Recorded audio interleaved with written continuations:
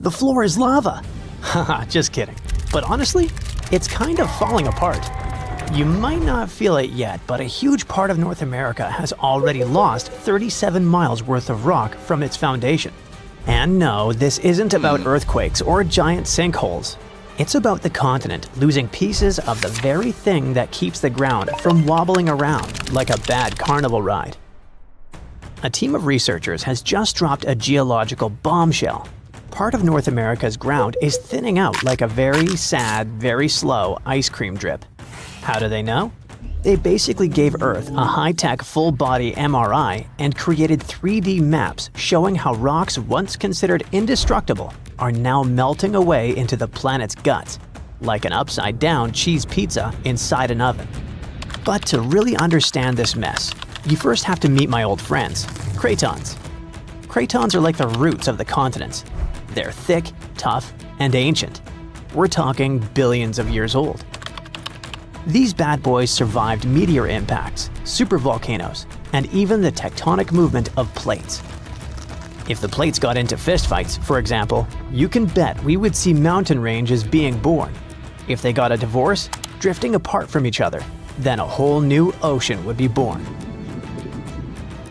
All of these things leave scars on the surface of Earth, but the Cratons seem to always remain unfazed, like the cockroaches of geology. And since a Craton can basically get punched in the face and feel nothing, scientists always assumed these things were nearly indestructible. But then, a group of researchers took their fancy machines to the test and realized that, wait, the Cratons are falling apart? How? Enter the Farallon Plate, a really ancient tectonic plate that started to slide under North America's major plate over 100 million years ago. This is a pretty normal process, actually. It's called subduction, and it's how Earth recycles rocks and keeps itself from overheating. This subduction thing has been happening for so long that, by now, the Farallon is almost 400 miles away from the Craton, sitting pretty chill at the lower mantle, weirdly close to the outer core of our planet. But the Farallon has been causing trouble, like that one roommate who moved out but keeps leaving weird stuff in the fridge. You see, as it sinks, it tugs on the bottom of North America's foundation, stretching it out and causing pieces to fall off into the deep mantle. And if that wasn't enough drama, the sinking Farallon has also leaked water and carbon dioxide into the surrounding rocks, making the Craton even softer and easier to shred apart. Thanks, Farallon. Very cool of you. By studying hundreds of earthquakes across thousands of monitoring stations, scientists have confirmed the story. Big chunks of continental material are dripping downward, thinning the Craton by as much as 37 miles. That's more missing rocks than can fit into a milk carton. Sounds dramatic, right? But don't worry. This is happening at a snail's pace. It'll take millions of years for anything noticeable to happen. Your great-great-great-great few grandkids from the distant future might still be standing on solid ground. But don't get too comfy. This thing may not be an urgent problem, but there's another type of sinking that's happening faster than you can say, "Help!" Here's the thing. By 2050, at least 32 major cities in the US, including New York, Baltimore, and Charleston, could be partially underwater. And guess what? This one is mostly our fault. Scientists noticed that since 2007, some cities have been sinking into the ground between 0.04 and 0.08 inches every year. Charleston, in South Carolina, is pulling ahead in the worst way possible, sinking 0.15 inches annually. Sure, these numbers sound tiny and a bit ridiculous, but Charleston is barely 9 feet above sea level. And a little sinking goes a long way when the ocean is breathing down your neck. On really bad flood days, people there have to abandon their cars and basically swim home. This whole phenomenon is called land subsidence. And when you mix sinking land with rising sea levels, you get a disaster cocktail of flooded streets, salty farmland, ghost forests, and a lot of very cranky homeowners. And it doesn't stop with just homes. Infrastructure like bridges, roads, airports, and power plants, all things we rely on daily, are also at risk of serious damage. Flooded electrical grids and sunken highways could cause billions more in economic losses and create major safety hazards for communities. Now, let's be fair. Not everything is humanity's fault. Some of this trouble dates all the way back to the Ice Age. About 12,000 years ago, massive ice sheets covered the northern US. They were heavy, like seriously heavy.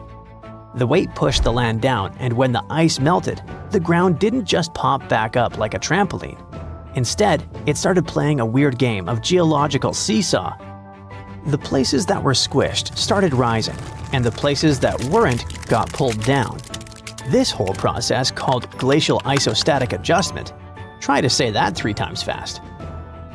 But of course, humans found a way to make it worse. Groundwater extraction is a major culprit. Think of it like pulling the stuff out of the mattress. After a while, the whole thing just sags. In places like California's Central Valley, the land is dropping by up to 8 inches a year because we keep pumping out water during droughts. In cities like New York, the problem isn't just water. Skyscrapers themselves are making it worse. Yep, turns out if you stack millions of tons of concrete and steel onto soft ground, it tends to flatten. And in case you're wondering, the total mass of New York City's buildings is around 1.68 trillion pounds. That's about the same as 3.5 million statues of liberty piled up. With so much weight concentrated over a relatively small area, the underlying soils have no choice but to compress over time. And if you thought it couldn't get messier, think again. We've been building dams, which stop rivers from delivering fresh sediment to coastal areas. That sediment is kind of like Mother Nature's way of fluffing the ground back up.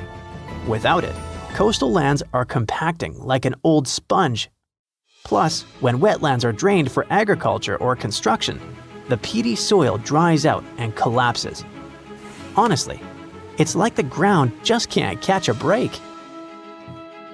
Scientists also noticed that the areas that used to be lush wetlands are now among the fastest sinking spots in the country, especially along the Gulf Coast. Louisiana, for example, is losing about a football field of land because of this mix of subsidence and rising seas.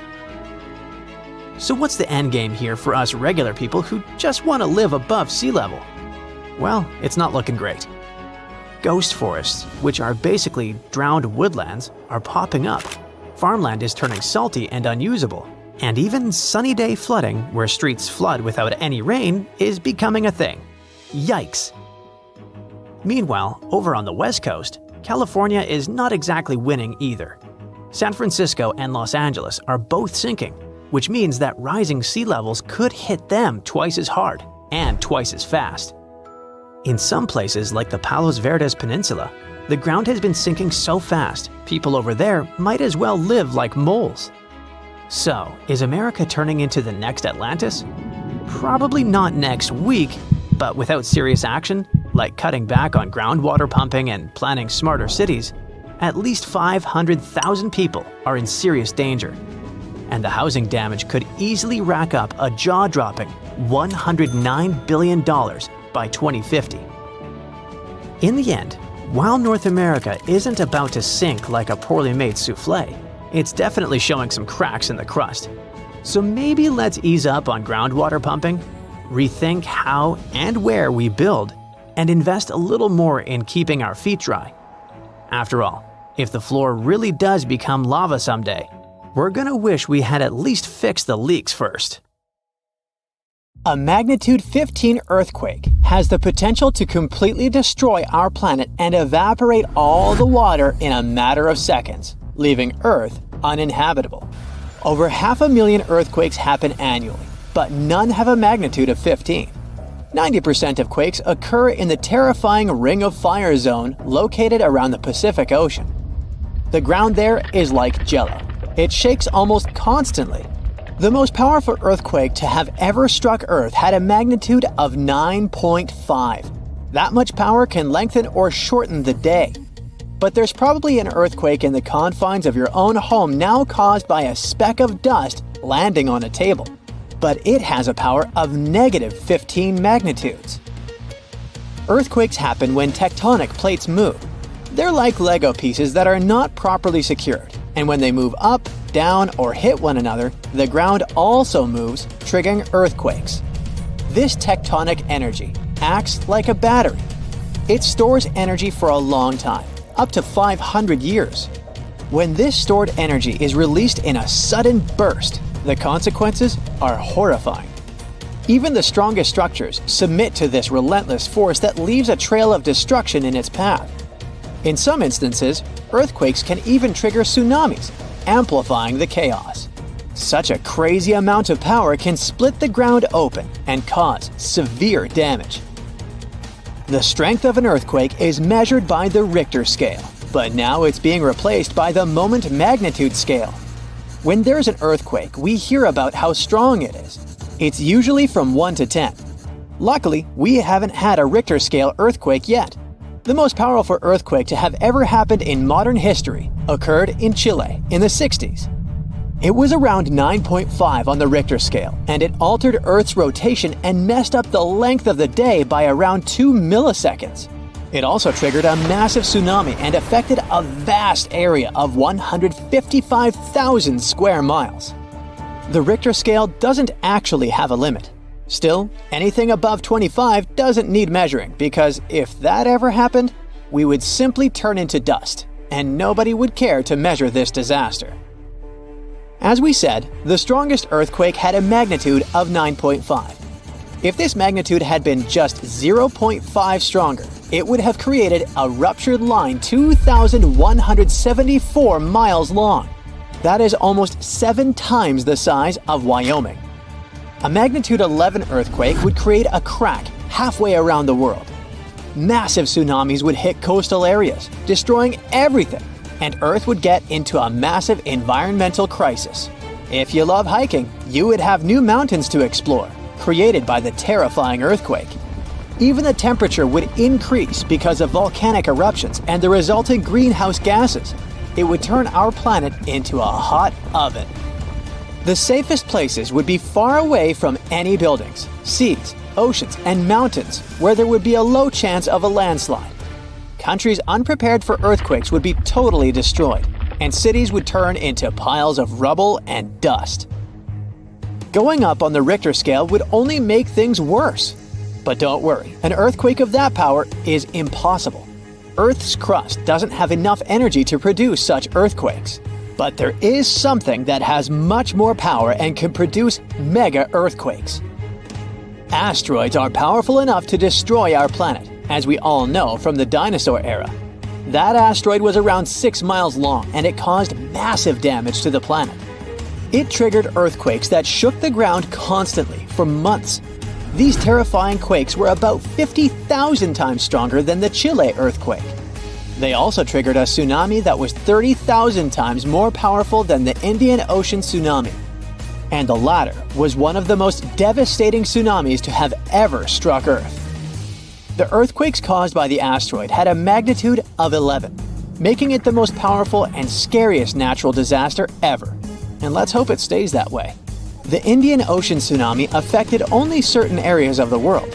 Meanwhile, the asteroid tsunami affected every part of the world and had 33-foot-tall waves. Even if you had traveled to the most remote place on Earth, you wouldn't have been able to hide from this Grim Reaper. A 15-magnitude earthquake wouldn't be 15% stronger than the Chile earthquake. The scale doesn't work like that. It would be around 100 million times more powerful than a 9.5 magnitude quake. It could make all the water on Earth evaporate, leaving us devastated and without any H2O to survive. All ecosystems would collapse, all food chains would be broken, and only some super strong bacteria would probably survive the impossible. That is only a fraction of the frightening things that could happen. The ocean is like the AC for our planet. Without it, Earth would be super hot. The ocean also serves as a shield from the sun's powerful rays. It acts as a heat absorber and cools Earth. Scientists think that the most dangerous thing would be the inability of Earth's crust to survive the violent shakes of the 15-magnitude earthquake. If our planet miraculously survived and didn't turn into dust, there would be massive openings in its crust. The ground would become gelatinous. It would randomly move up, down, left, and right, and no building would survive that. Our civilization would be brought back to the Stonehenge era. Tectonic movements like this are devastating. A similar thing happened in Japan when tectonic plates moved 165 feet from each other and then snapped back together, creating a 9-magnitude earthquake. No place on Earth is immune to this bone-chilling natural phenomenon. Still, certain places have higher chances of being destroyed than others, like the Ring of Fire, where 90% of earthquakes happen. This is a place where earthquakes are almost everyday occurrences. The Ring of Fire is located in the Pacific Ocean. It forms a ring around the continents that surround the Pacific. There, several tectonic plates meet, creating highly unstable ground. To make the problem much more terrifying, 75% of active volcanoes are located in this area. 90% of dormant volcanoes are also there, making this place extremely dangerous. Scientists carefully study this region to find a way to predict when the next earthquake might strike. The Ring of Fire is not the only place at risk of earthquakes. In California, along the San Andreas fault line, 2 tectonic plates have been storing power for more than 200 years. The San Andreas Fault is 715 miles long and has the potential for a massive earthquake.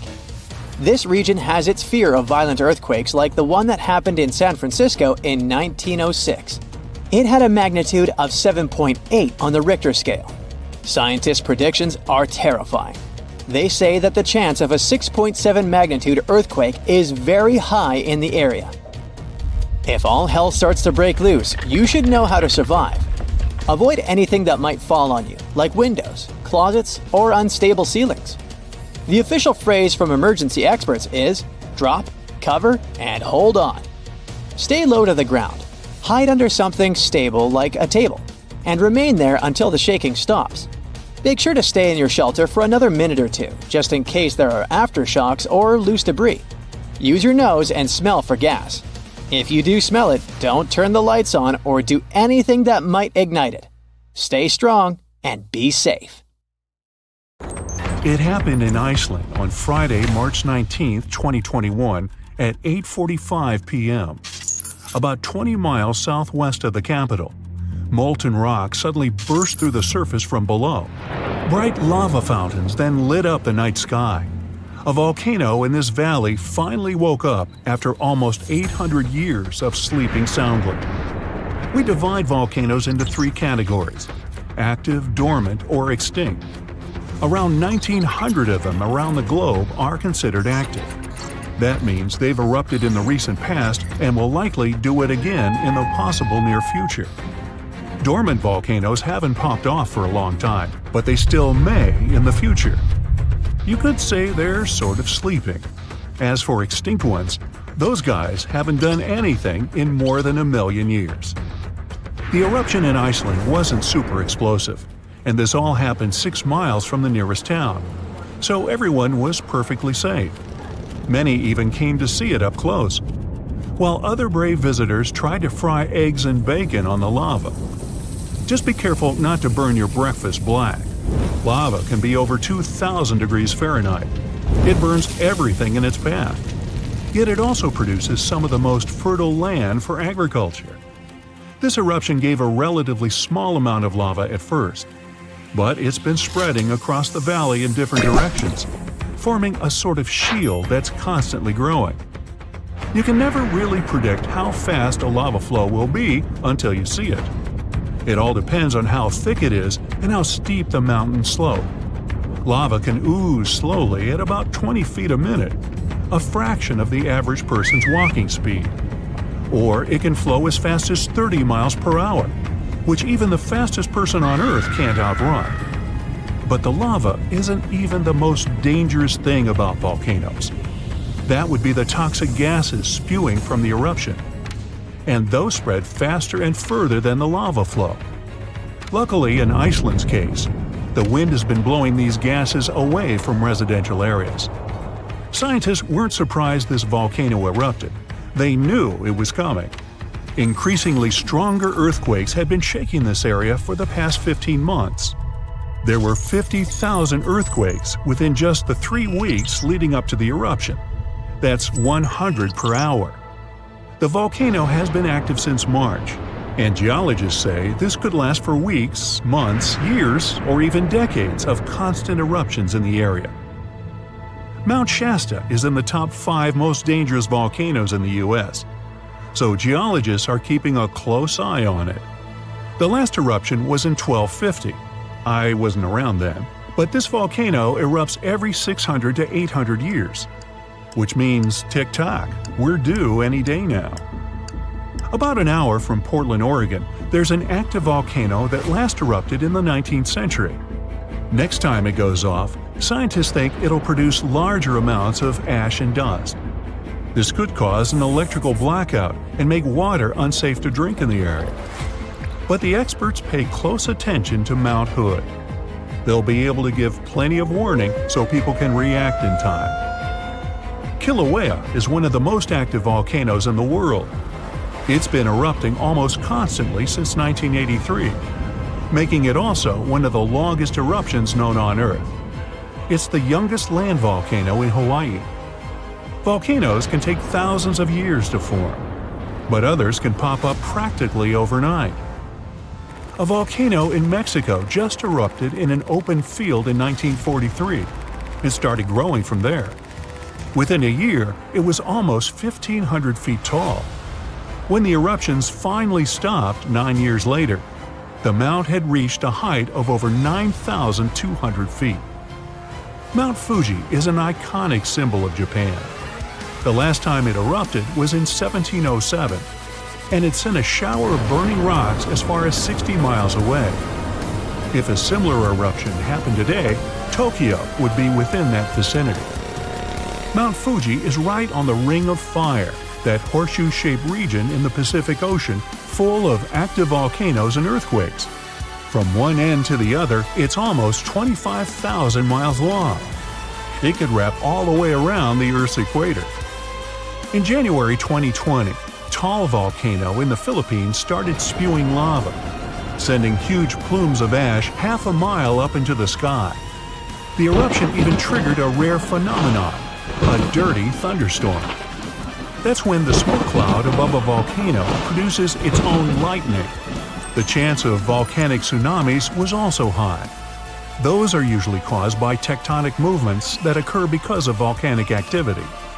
Taal has erupted more than 30 times in the last 450 years. This volcano in Ecuador last erupted in 2016. Scientists think it might be showing some early warning signs of magma on the move. This is an active stratovolcano, a specific cone-shaped type with steep sides. They form from sticky lava that doesn't flow that easily. That lava goes around the vent, cooling and piling on itself to form these steep walls. These types are more likely to produce explosive eruptions like the ones we see in movies. Ruapehu is the oldest national park in New Zealand, a volcanic wonderland where you can closely see all those steaming craters, magnificent lakes, and unusual rock formations. It last erupted in 2007 and has had 10 eruptions since the mid-19th century. But eruptions, lava flows, and toxic gases aren't the only danger coming from volcanoes. There's also a thing called lahar, a kind of volcanic mud flow of debris. In between eruptions, snow melts and a lake forms in the caldera. If the last eruption brought mud, ash, and rocks in the lake, it becomes dangerously full. In that case, only a temporary dam holds it back. Indonesia has the biggest number of active volcanoes in the world, including one called Anak Krakatoa. It means child of Krakatoa, and its famous parent isn't far away. A huge tsunami in 2018 partially woke Junior, a scary thought since Senior had one of the most powerful eruptions ever seen on this planet in 1883. Krakatoa's boom was the loudest sound ever heard. People over 2,000 miles away could hear the explosion. The sound wave circled the globe 7 times, and scientists say it's hard to predict this volcano's eruption patterns. Mount Yasur in Vanuatu is one of just a few volcanoes in the world where you can see a lava lake. Tourists even go there to peer over the edge and get a look at the burning, bubbling lake below. Well, except for when the volcanic activity goes to levels 3 and 4 out of 5. That means there are more intense earthquakes, volcanic tremors, or steam, gas, or ash ejections. Then this place is off limits because, duh. This volcano in the DR Congo has the most active and largest lake volcano in the world. And all that lava is unusually fluid, meaning it travels faster and further than the stuff coming out of most volcanoes. It's certainly not amongst the tallest ones, but Ethiopia's ERUPT Ali is unique in that it has a lava lake almost constantly, which is pretty rare. The locals call it a smoking mountain because its lava lake often causes eruptions. This volcano is near the Danakil Depression, one of the hottest places on our planet. ERUPT has been erupting on a regular basis since the mid-16th century. This volcano helps scientists do crucial research on how eruptions work and how they can warn people in time. After it was dormant for a while, this volcano in central Mexico sprang back to life in 1994. Ever since then, it's been producing huge mud flows and strong explosions in unpredictable intervals. In the past, enormous eruptions coming from this giant buried entire cities in pyramids. Imagine staying in a hotel and waking up to the magnificent view of a massive volcano covered in glowing rivers of lava and clouds of ash. When it lets off heat, visitors to this area in Guatemala take a chance to roast some marshmallows there. One of the most active volcanoes on Earth is on a small island north of Sicily. Stromboli has regular explosions, together with glowing lava coming from vents inside the crater. Not too far away is Etna, Europe's most active volcano and one of the biggest continental ones in the world. By the way, Earth definitely isn't the only planet with volcanoes. The largest one in our solar system is on Mars. It would cover the entire state of Arizona, and it rises nearly 3 times higher than Mount Everest. Ooh, don't look down. Closing the North Sea in a nearly 400-mile-long dam may save Europe from complete disaster. This is not some sci-fi stuff. It's real. And it's called NEED, Northern European Enclosure Dam. It's a last-ditch plan to save over 25 million people from 15 European countries from the rising sea levels.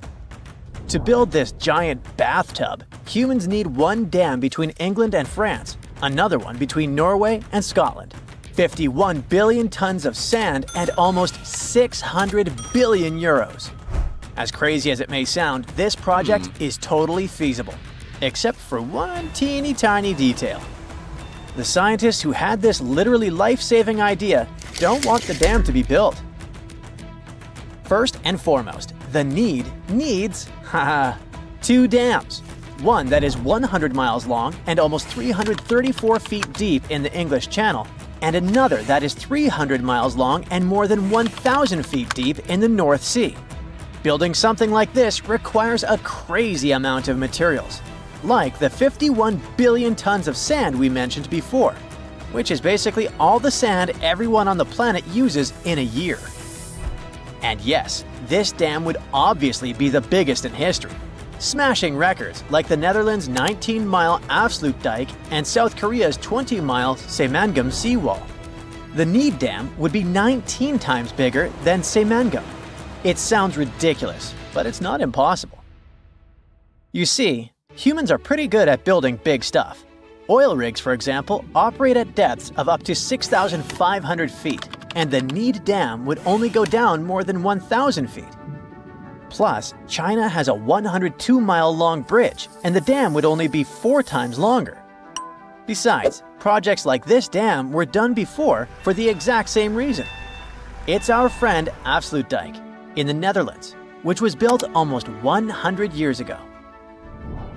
The idea here was to shut off a part of the North Sea called Zuiderzee and protect the Netherlands from all the flooding because most of the country is below sea level.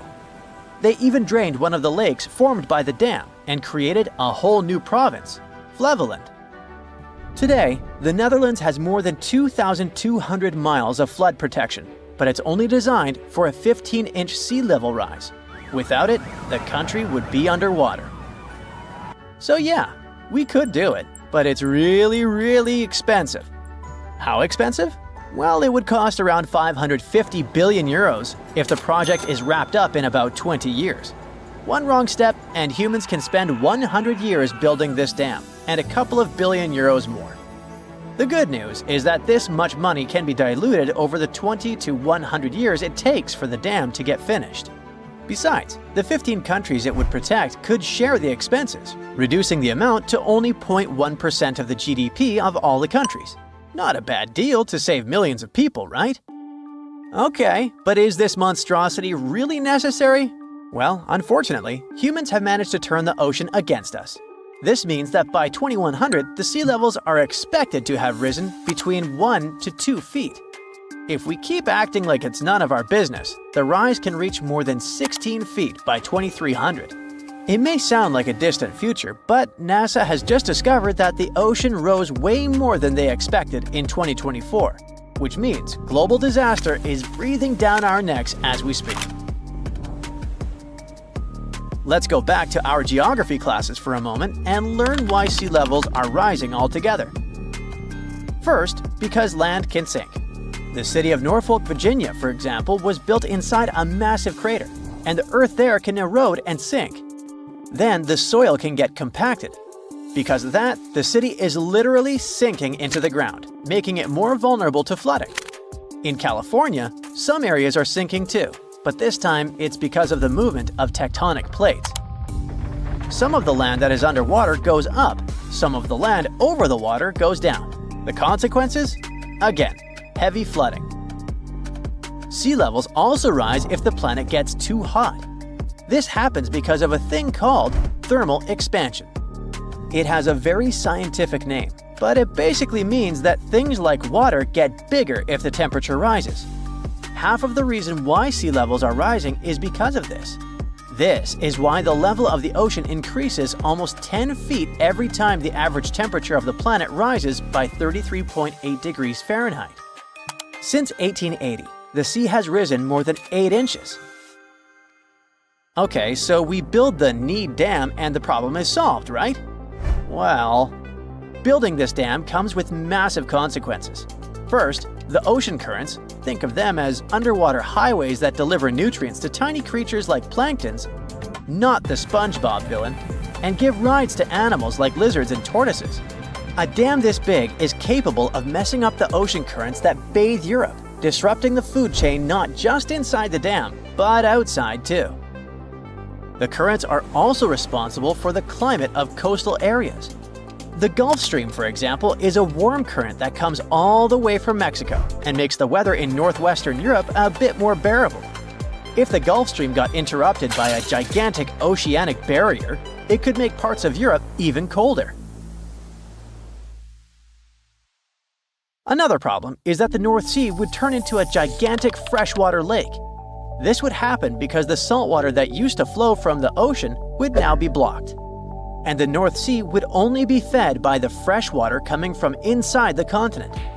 This process would eventually lead to a thing called desalination, when salt water gets less salty. And it's really terrible because saltwater animals would start to absorb more water than they should, making the cells of their bodies swell. The consequences can be fatal. The disruption of the ocean currents by the dam can also affect the renewal of oxygen in the water. Think of the ocean as a giant recycling system. Surface water needs to sink to deliver oxygen to the deep sea, keeping creatures dwelling at the bottom alive. Without the movement of ocean currents, oxygen would run out and toxic bacteria would take over, creating a poisonous environment for sea creatures. And this is not just a theory. It happened before, 250 million years ago. The ocean got so toxic, it wiped out 95% of marine life and caused a mass extinction. If it's not bad enough, the fishing industry would collapse, and the busiest trading ports of Europe like Rotterdam, Antwerp, and Hamburg would be stuck inside the dam, Sure, we could build sluice gates, but imagine all those traffic jams. The rain patterns of the countries protected by the dam would change too, affecting farming lands and food production. On the other hand, if we do nothing about rising sea levels, permanent flooding could make whole countries disappear. 3 million people on the islands of the Pacific would need to move away by the end of the century. The Maldives would lose 77% of its territories, and cities like Jakarta, Bangladesh, and Lagos would go underwater. Storms would get more dangerous too, destroying treatment plants for sewage and power stations and contaminating farmlands. Rising salt water could also contaminate freshwater supplies, and it's not just happening in Asia and Europe. Philadelphia, for example, is already developing plans to deal with this bleak scenario. This is why the scientists who developed this big red button shaped like a dam don't want people to actually build a dam. They know how bad things can get, which is why they came up with a plan so wild it's basically the engineering version of screaming, "Hey, stop ignoring the planet!" It's a warning. If we don't act now, we'll be stuck building megadams just to keep our cities from becoming Atlantis 2.0. And let's be honest, nobody wants to live in a future where the apocalypse looks like the deep web version of The Little Mermaid.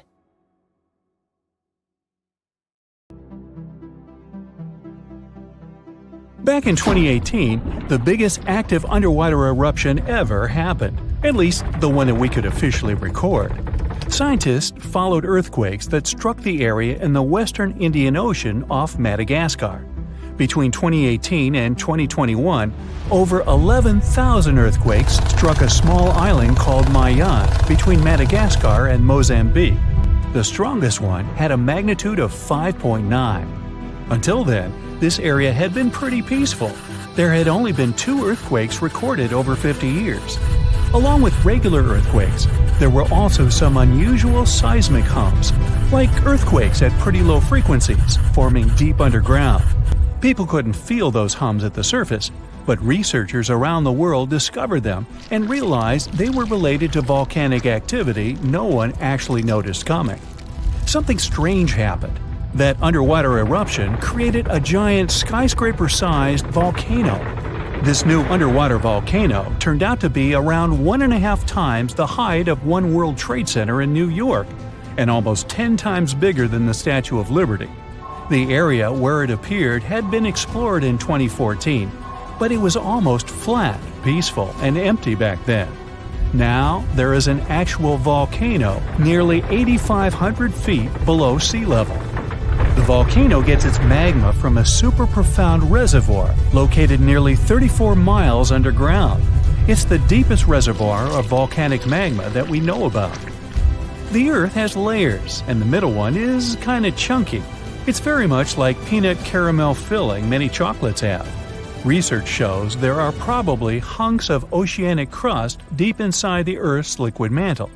They're stuck there, creating large lumps in something that was supposed to be a smooth layer. Our planet has a rigid outer layer. It includes a hot upper mantle and cracked crust.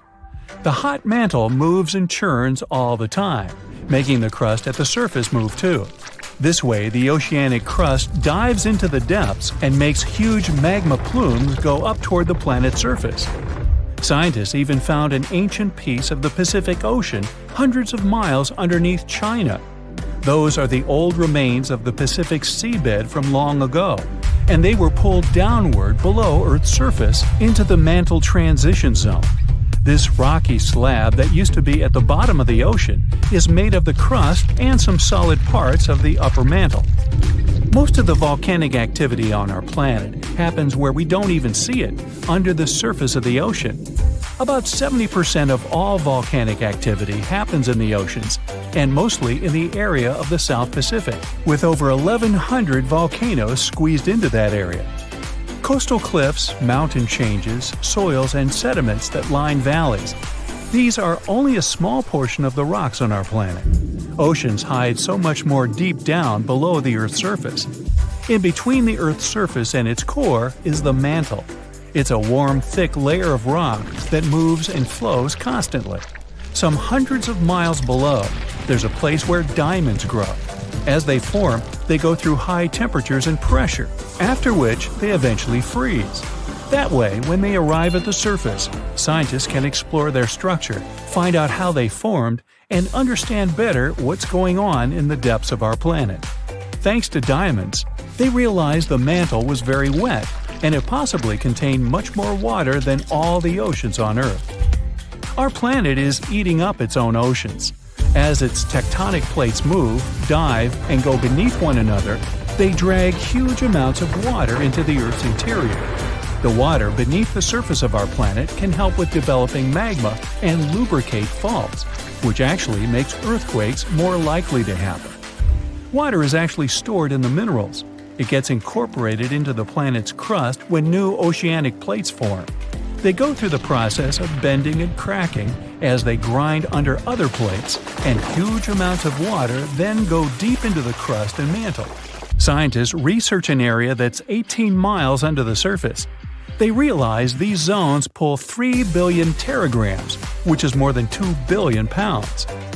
Any ocean is like a whole new world. There are incredible sceneries below the surface, magnificent waterfalls, lakes, and rivers.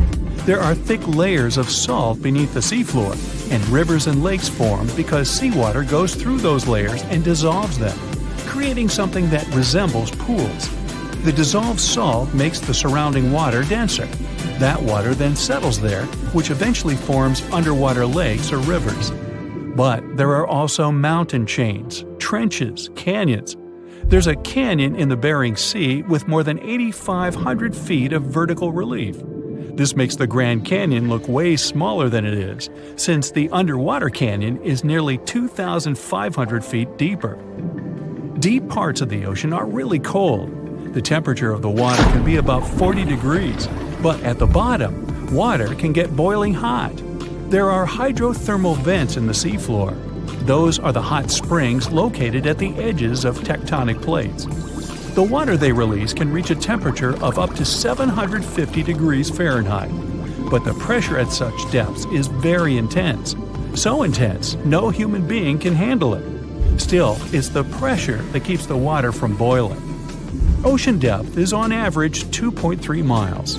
Light waves can still enter at 3,280 feet, even though it's in a very small amount. So all the mysteries hidden below that point remain in total darkness. The actual illuminated part of the ocean goes until 600 feet. Even though the sun gives us light, most of our planet is dark all the time. It's all because of the oceans, covering over 70% of our planet. The loudest sound that came from an ocean, and of the loudest sounds ever recorded, came from an ice quake. It was so loud, researchers picked it up by sensors more than 3,000 miles away. There was a seismic activity that made frozen ground break down. The Antarctic ice sheet is bigger than the continental part of the United States and Mexico together. A big iceberg from Antarctica holds over 20 billion gallons of water, which could make a 5-year water supply for 1 million people. Humans can generally drink sea ice, although we can't drink seawater. As time goes by and the ice ages, the brine trapped between ice crystals drains out. That way, ice becomes fresh enough to consume it. If all the ice sheets and glaciers we have on the Earth melted at the same time, the sea level would rise another 260 feet, which is just a little shorter than the Statue of Liberty, the height of a 26-story building. Clams live long enough to tell us more about oceans past. Ancient mollusks can live for more than 500 years. To learn more about a tree, you can use its rings to see how old it is. To learn how old a mollusk is, you can examine its rings within the shell and tell. This is also how scientists get information about the ocean, climate, and whatsoever. Clams can help take a look at what happened about 1,000 years ago. The Earth doesn't have 4 but 5 oceans now. The new one, called the Southern Ocean, was officially recognized only a few months ago. It borders the Atlantic, Pacific, and Indian Oceans, so scientists couldn't agree if it's really a new ocean or just part of the colder regions of these 3. We don't only divide oceans on maps. Each has different conditions for unique marine species. For example, The Southern Ocean has leopard seals, orcas, minke whales, emperor penguins, and other animals that live in cold icy seas. It's also home to krill, small creatures that look like shrimp and are food for many bigger animals that live there. Life on our planet started about 3.5 billion years ago. I wasn't around then. It's still a mystery how and when exactly, but some theories say life could have first emerged in the depths of the ocean. A few years ago, scientists found microscopic tubes and filaments within rocks formed about 4 billion years ago. These rocks are fragments of ancient oceanic crust. Also, these tiny tubes and filaments are similar to microbes that can still be found on hydrothermal vents in deep parts of the ocean. The idea is these living cells found conditions to stay alive in tiny rocky pores inside the chimneys of those vents, and started the amazing adventure of the evolution of life on our planet. An earthquake in Indonesia began in 1829 and lasted a mighty 32 years. It reached its climax in 1861 and hit a magnitude of around 8.5. It was caused by the tectonic plates below the island slowly clashing against each other. Researchers discovered that the quake had been building for some time after analyzing the coral in the area. They found it was being periodically exposed to the open air. That was caused by the gradual earthquake moving the land up and down. Scientists call these decades-long silent earthquakes slow slip events. A single lightning bolt can warm the air to around 54,000 degrees Fahrenheit. The heat makes the air expand quickly, creating a shock wave or boom, which we know to be thunder. There are close to 3 trillion trees on Earth. That translates to roughly around 422 trees for every person. Before humans, the number was nearer to 6 trillion. Almost 70% of the Earth's surface is covered by water, which on average is around 2.5 miles deep. 97% of Earth's volcanoes lie underwater, as well as the mid-ocean ridge, a massive mountain range that is over 40,000 miles long. Humans have mined around 190,000 tons of gold from the planet. Experts predict there is around 20% still left to be mined, but this figure is constantly changing. The world's largest active volcano is in Hawaii. Called Mauna Loa, it's over 2.5 miles above sea level. Given that most of it is underwater, the volcano's summit is a staggering 11 miles from its base. That's the same length as over 160 football fields. The highest ever recorded temperature on Earth was a sweltering 136 degrees Fahrenheit. It was recorded in El Azizia, or modern-day Libya, on September 13, 1922. The lowest temperature was a chilling minus 129 degrees Fahrenheit, recorded at Russia's Vostok station in 1983. Earth is the 5th largest planet in the solar system, behind Jupiter, Saturn, Uranus, and Neptune. It has a circumference of roughly 25,000 miles, and it would take the average person around 8,300 hours to walk around the face of the Earth. The separation between Earth's land masses would make such a trek almost impossible, though. It takes 365.25 days for the Earth to orbit the Sun. Because our calendar years only have 365 days, we add an extra leap day every 4 years to make up for the difference. Russia is the largest country on the planet, with a total area of about 6.5 million square miles. It encompasses more than 1/8 of the Earth's inhabited land area, but still has a relatively small population given its size. Earth is the only planet with one moon. Mercury and Venus have no moons, while every other planet has 2 or more. Earth is over 4 billion years old. Scientists calculate this by looking at the planet's oldest rocks, as well as meteorites that have crash-landed. They used meteorites as they were formed at the same time as Earth, when the solar system was forming. The ground we walk on is basically recycled. The planet's rock cycle turns igneous rocks to sedimentary ones, then transforms those into metamorphic rocks, and back again. Like Earth, our moon also experiences earthquakes. They're less common and intense than the ones we have and are caused by tidal stresses. A tidal stress is basically the relationship between the gravitational pull of the moon on the Earth and that of the Earth on the moon. Despite being the 5th largest continent, Antarctica holds 70% of the planet's fresh water and about 90% of its ice. Bangkok is the most visited city in the world, boasting 23 million visitors in 2019 alone. Paris, London, Dubai, and Singapore make up the other cities in the top 5. The lowest layer of Earth's atmosphere is called the troposphere and is the reason we have weather. Sunlight heats the planet's surface, which causes warm air to rise up to the troposphere. This air then expands and cools as the air pressure decreases and sinks down, where it is then warmed by the Earth again. Coral reefs are the largest living structures on the planet, with some even being visible from space. Coral reefs hold the most species per area of any of Earth's ecosystems, even more than rainforests. Earth got its name around 1,000 years ago, and it comes from the German word meaning the ground, but there's no evidence to show who actually named it. Of all the planets, Earth is also the only one which is not named after a Greek or Roman deity. The deepest point of the ocean is the Mariana Trench. It's a whopping 7 miles below sea level. Coastlines cover about 20% of U.S. land, but are home to more than 50% of the U.S. population. The Earth isn't actually a sphere. It's more like a squished ball that bulges at the equator.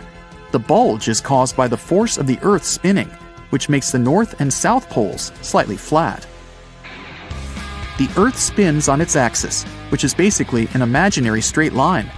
Earth has seasons because the axis is tilted, causing the sun's rays to hit different parts of the planet more directly, depending on the time of year. If the sun was as tall as a standard door, the Earth would be around the size of a nickel.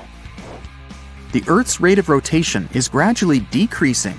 It's happening so slowly that it would take as much as 140 million years for the length of a day to increase to 25 hours. Get equipped for any season with brand new Brightside merch. Click the link and grab your print. The biggest animal on Earth is the Antarctic blue whale. It can reach lengths of 100 feet and weigh up to 400,000 pounds, which is around the same as 33 elephants.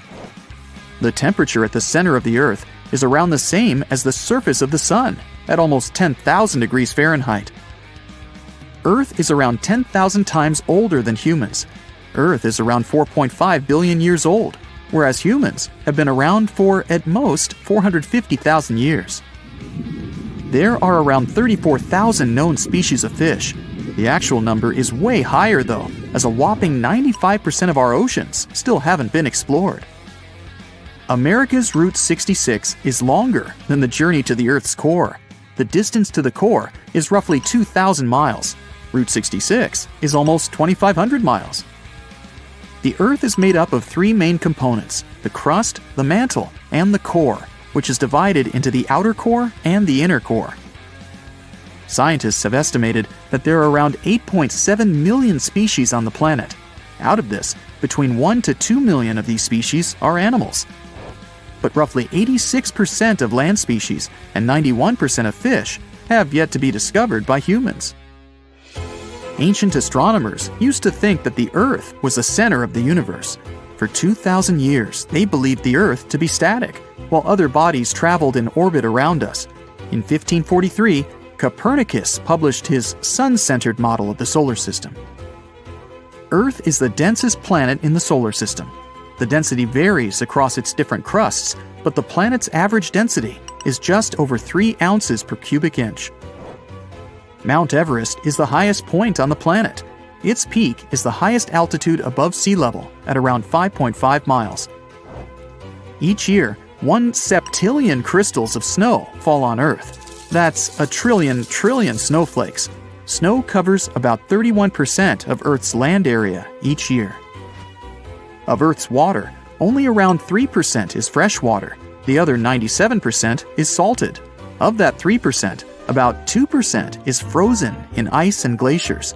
So, less than 1% of the planet's fresh water is actually in lakes, rivers, and underground. The world's largest inland body of water, or lake to us normal people, is the Caspian Sea. It has an area of 140,000 miles squared. The world's deepest lake is Lake Baikal in Russia and is 5,300 feet deep. Earth's atmosphere is roughly 78% nitrogen and 21% oxygen, with small amounts of water vapor, carbon dioxide, and other gases. No other planet is believed to have this much oxygen, which explains why Earth is the only planet where life has been discovered, so far. Apart from the Moon, there are 2 asteroids in co-orbital orbits with Earth, sometimes called Earth's second moon. 3753 Craton is an asteroid that looks like it's following the Earth in orbit, but it's actually following its own path around the Sun. 2002 AA29 is another asteroid which makes a horseshoe orbit around the Earth that draws it close to the planet every 95 years. You have friends over for dinner. You set your drink on the counter and go help your friend set out some desserts. When you get back, you notice the liquid in your cup. It's sloshing around and the ice cubes look like ships on a rough sea. Now you feel it too. On the ceiling, the chandelier is swinging like mad. Then you hear someone scream, "Earthquake!" The house and everything in it is rocking back and forth. You try to run for cover, but the shaking keeps you stuck in place, fighting to keep your balance. The cabinets look possessed, and glasses and dishes fly out and smash on the floor. The bookshelves topple over, and everything hanging on the walls sways and falls off. You duck under the dining room table, trying not to get hurt on all those broken dishes. Yeah, you've been through earthquakes before, but none like this. Checking your phone? Typical, no signal. You can't believe what's about to happen. The screams get louder, and suddenly the whole house collapses. The biggest earthquake ever recorded happened in Chile in 1960. Disaster came in the afternoon, just when everyone was out enjoying themselves. To cause serious, life-changing damage, you need to have a magnitude of around 7 or so on the Richter scale. This one was 9.5. This part of Chile is smack dab on the so-called Ring of Fire, the most active volcanic and seismic area in the world along the Pacific Rim. The initial shaking lasted around 10 minutes, and after 2 days, many aftershocks were still strong enough to set off a volcano in the south of the country. But that's not where it ended. The earthquake unleashed a series of tidal waves all over the Pacific Ocean, with some reaching over 80 feet high. The waves in earthquake were so strong that they even affected Hawaii, Japan, and the Philippines. It caused around $500 million $1960 worth of damage. Many were left homeless. Much of their infrastructure was smashed too. Buildings as far as the eye could see were toppled, and debris piled everywhere.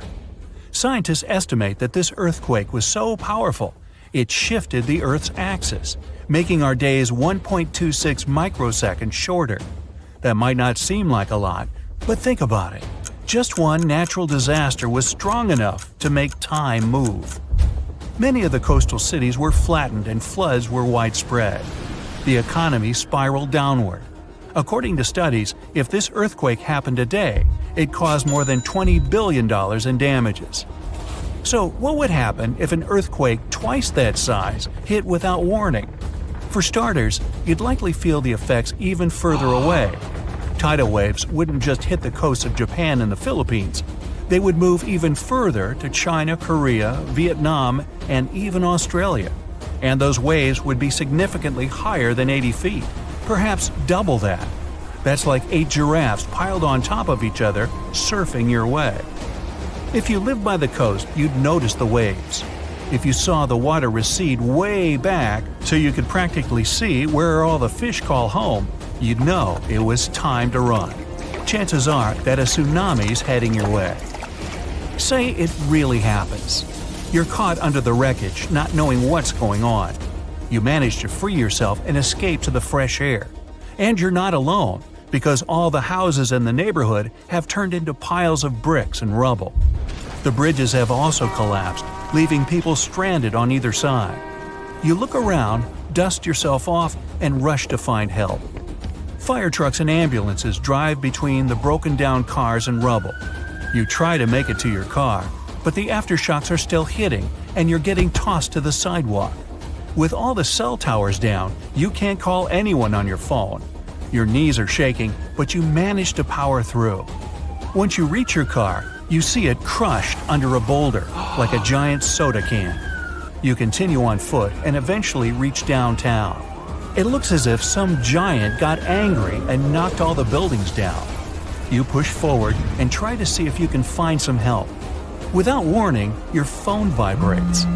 You check it and see 1,000 notifications about a 20-magnitude earthquake.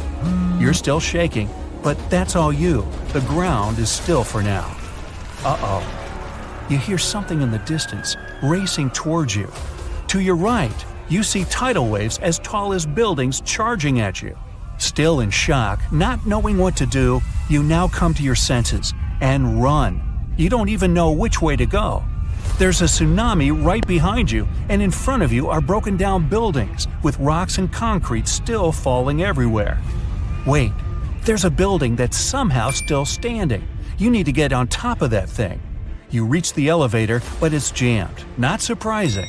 You bolt up the stairs as fast as you can, tripping on broken glass and plaster, but always managing to get back up. You look out a window and see the water. It's so close. You're nearly at the top. A few more flights and whoosh. The water forces its way into the building and drags you down at least 2 floors. You can barely see anything. Still, you know you must swim up. But the water keeps forcing you downwards. After about 30 seconds, you manage to swim your way out and continue climbing to the top. You scramble to the top floor and collapse on the roof. You're safe for now. The tidal wave is still going strong, plowing its way through the ravaged city center. Your phone is now waterlogged and useless. You have a perfect 360-degree view of your town covered in water and debris. The ground starts to shake again. Maybe you'll just sit around until this is all over, waiting for the rescue helicopter.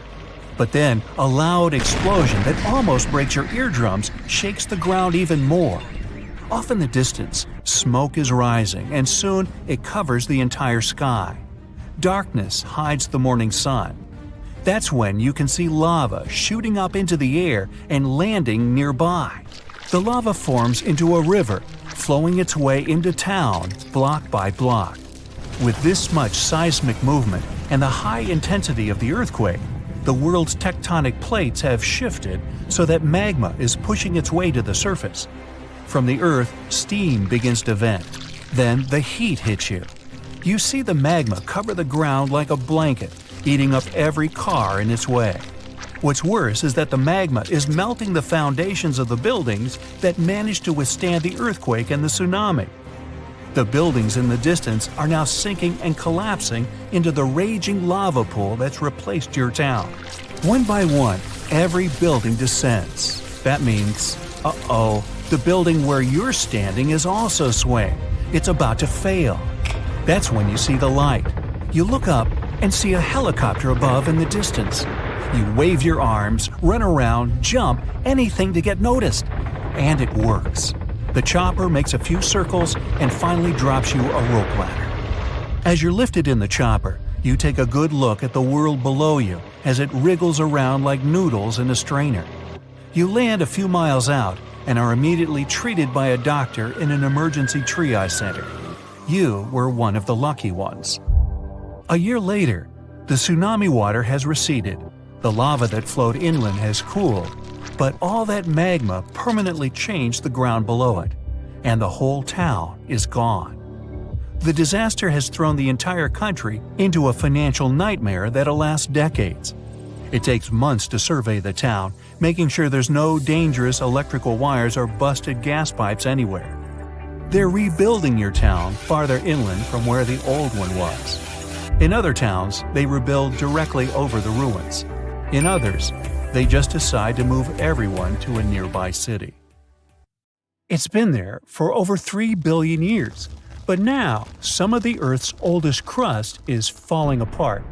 Today, our continents seem stuck in place, but over a long time, they've moved and shifted around a lot.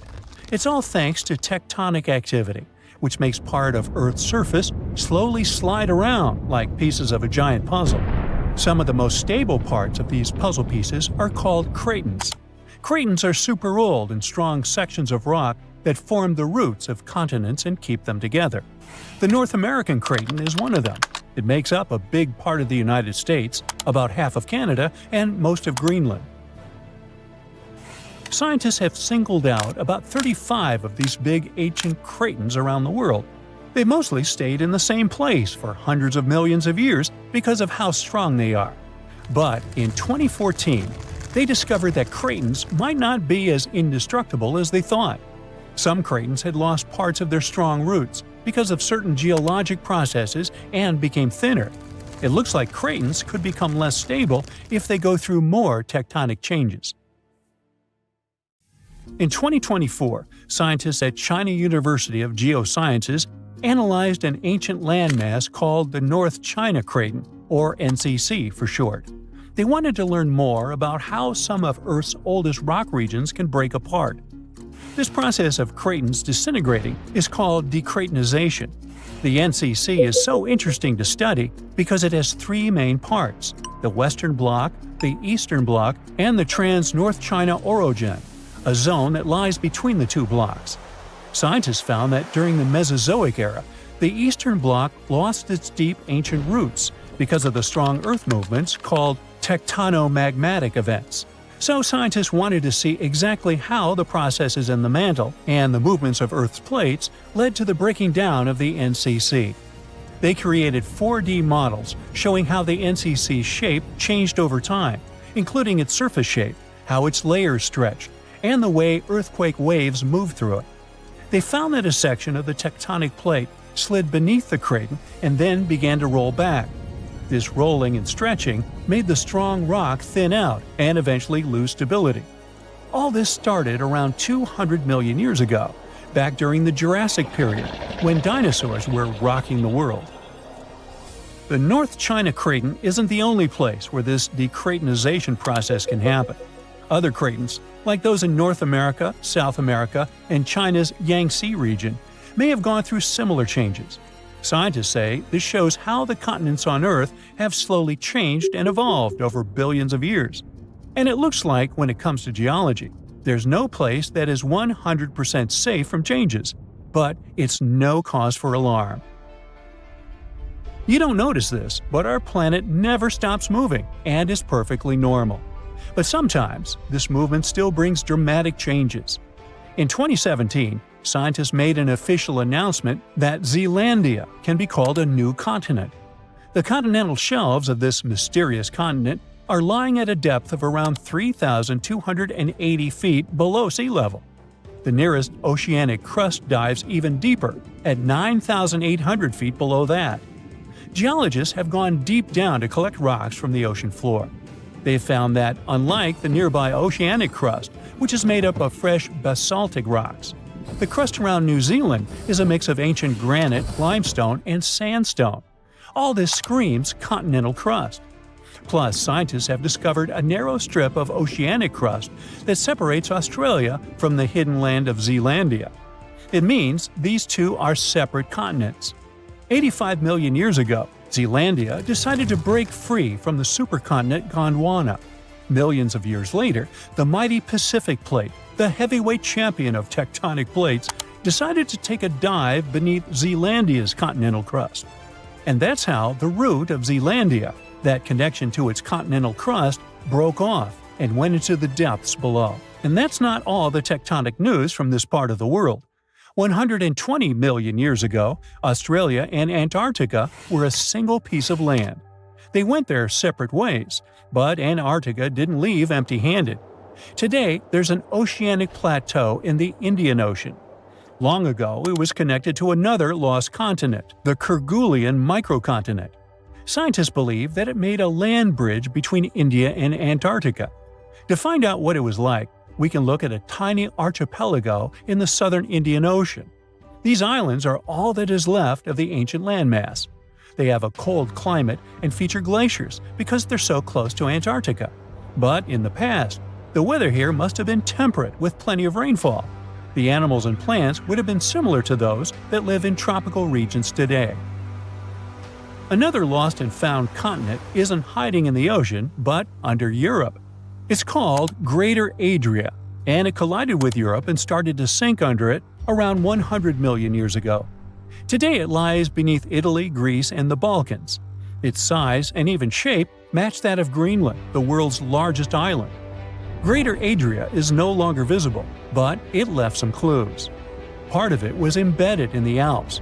The other chunks are part of present-day Italy and Croatia, on the other side of the Adriatic Sea. Limestone rocks from the former continent started to change once they were under the European landmass. Great heat and pressure spread over tens of millions of years changed their structure, and that's when the limestone left the chat and the marble took its place. Greater Adria wasn't a solid piece of land like the big continent we see today, but more like a giant shallow shelf underwater. Over time, sand, mud, and other stuff settled on this shelf and slowly turned into rock. Greater Adria might have been a little like Zealandia or the Florida Keys, a chain of small islands sitting in a shallow sea. Above the water, there were probably lots of little islands and archipelagos, and beneath the waves, there were colorful coral reefs filled with marine life. If you lived back then and had a scuba tank, it would have been an amazing place to dive and explore. So, with all the things going on with the Cratons, who knows? We could see a new continent in the future. Plus, studying the Earth's crust even deeper can change history as we know it. Scientists in Copenhagen have made an amazing discovery about the real birthplace of Scandinavia, and it's not where we thought. After studying sand and rock from remote parts of Finland, they found out that Scandinavia's roots actually came from Greenland over 3.75 billion years ago. This means the area where Nordic countries are now is 250 million years older than the scientists had previously believed. And we now know, thanks to the tiny crystals called zircons found in Finnish river sands. When scientists looked closely at their chemical makeup, they realized the age of crystals matched the rocks found in Greenland, not Scandinavia. They used special techniques to analyze elements like uranium, lead, lutetium, and hafnium, and discovered that Scandinavia's rocky base most likely broke off from Greenland billions of years ago. A small seed of land probably started drifting across the Earth's surface over hundreds of millions of years. This piece eventually settled where Finland is today. Over time, new layers of rock formed around this seed and slowly turned into the Scandinavia we see on maps now.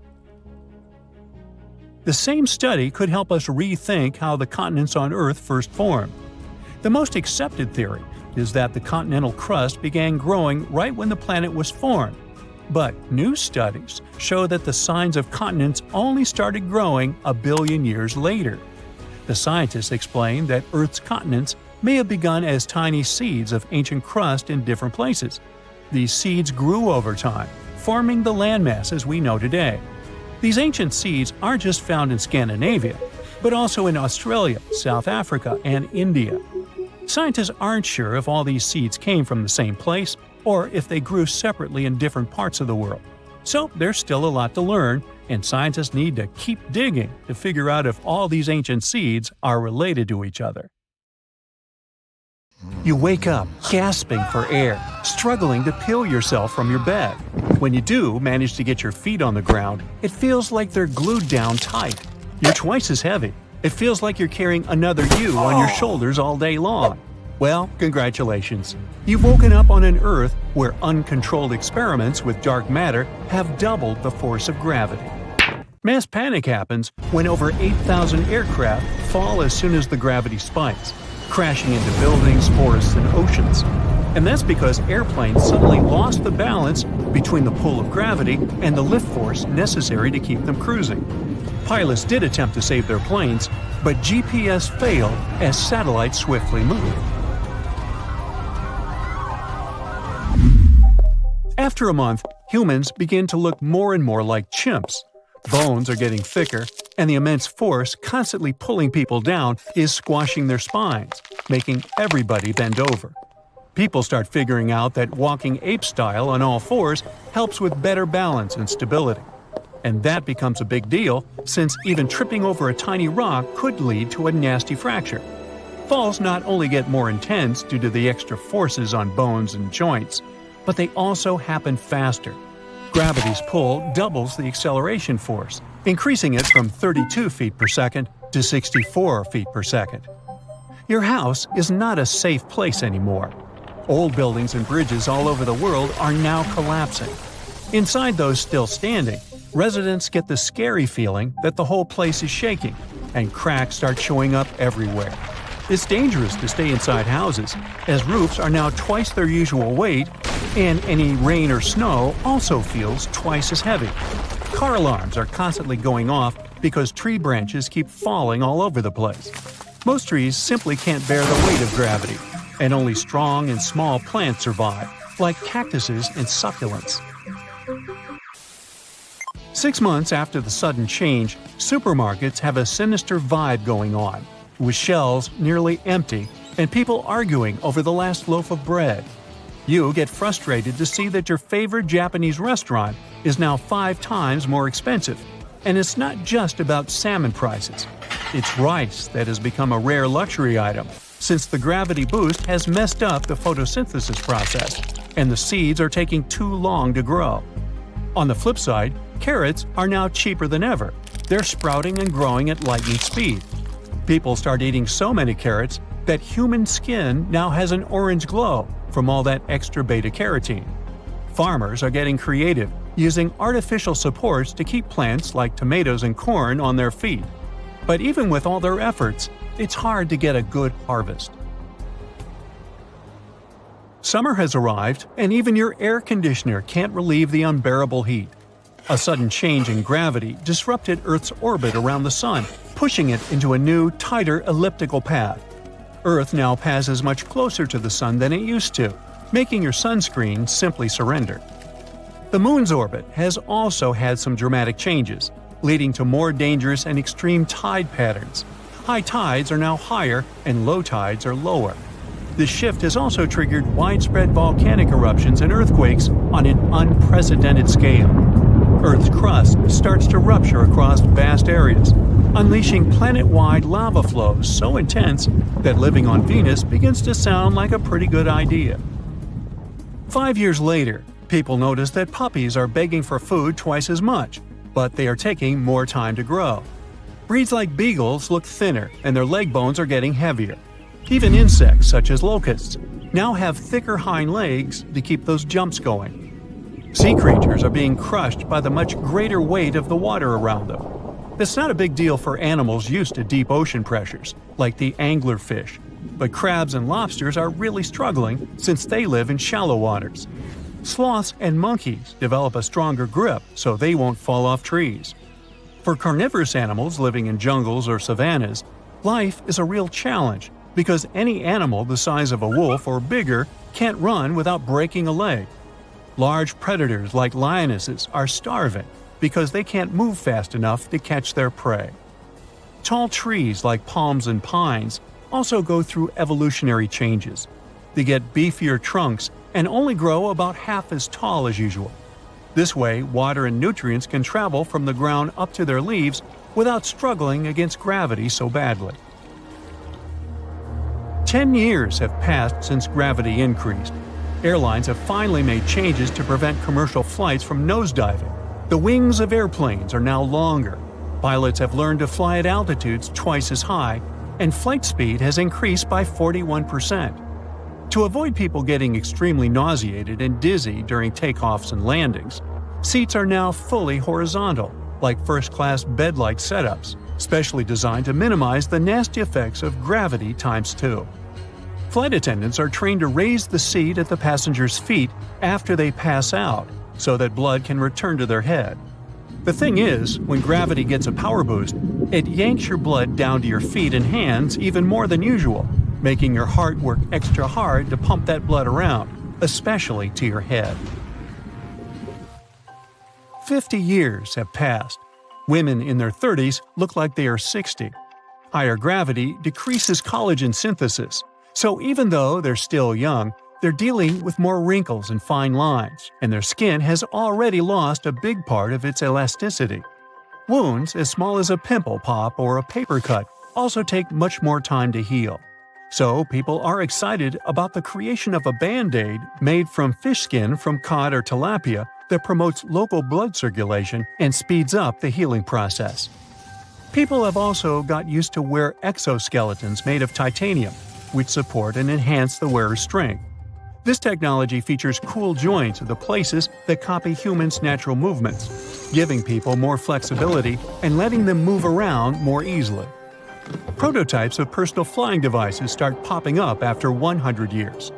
The Gray Flyer is like a jetpack made of carbon nanotubes, making the structure strong without adding much weight. Instead of using fuel for propulsion, the device has these super thin but high-tech solar panels.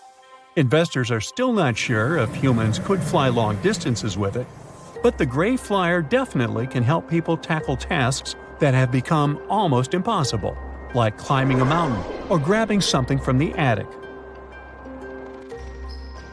Things at the gym are pretty different too. The anti-gravity treadmill is a favorite among fitness enthusiasts because it uses air pressure to lift users, reducing the discomfort of gravity while running. People can also lift weights in booths when the gravity settings are customized. When training with G-force set at 3 or 4 times the new normal, muscles get stronger, making double gravity seem more bearable. However, the maximum set is 4.6, otherwise bones might crack. Over 500 years have passed. Thanks to these amazing technological creations, humans can now handle and establish colonies in other parts of the universe.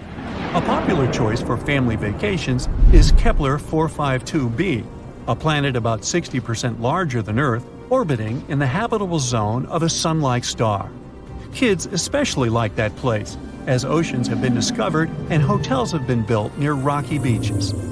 On the other hand, traveling to places in the universe with lighter gravity is like going to an oasis of tranquility.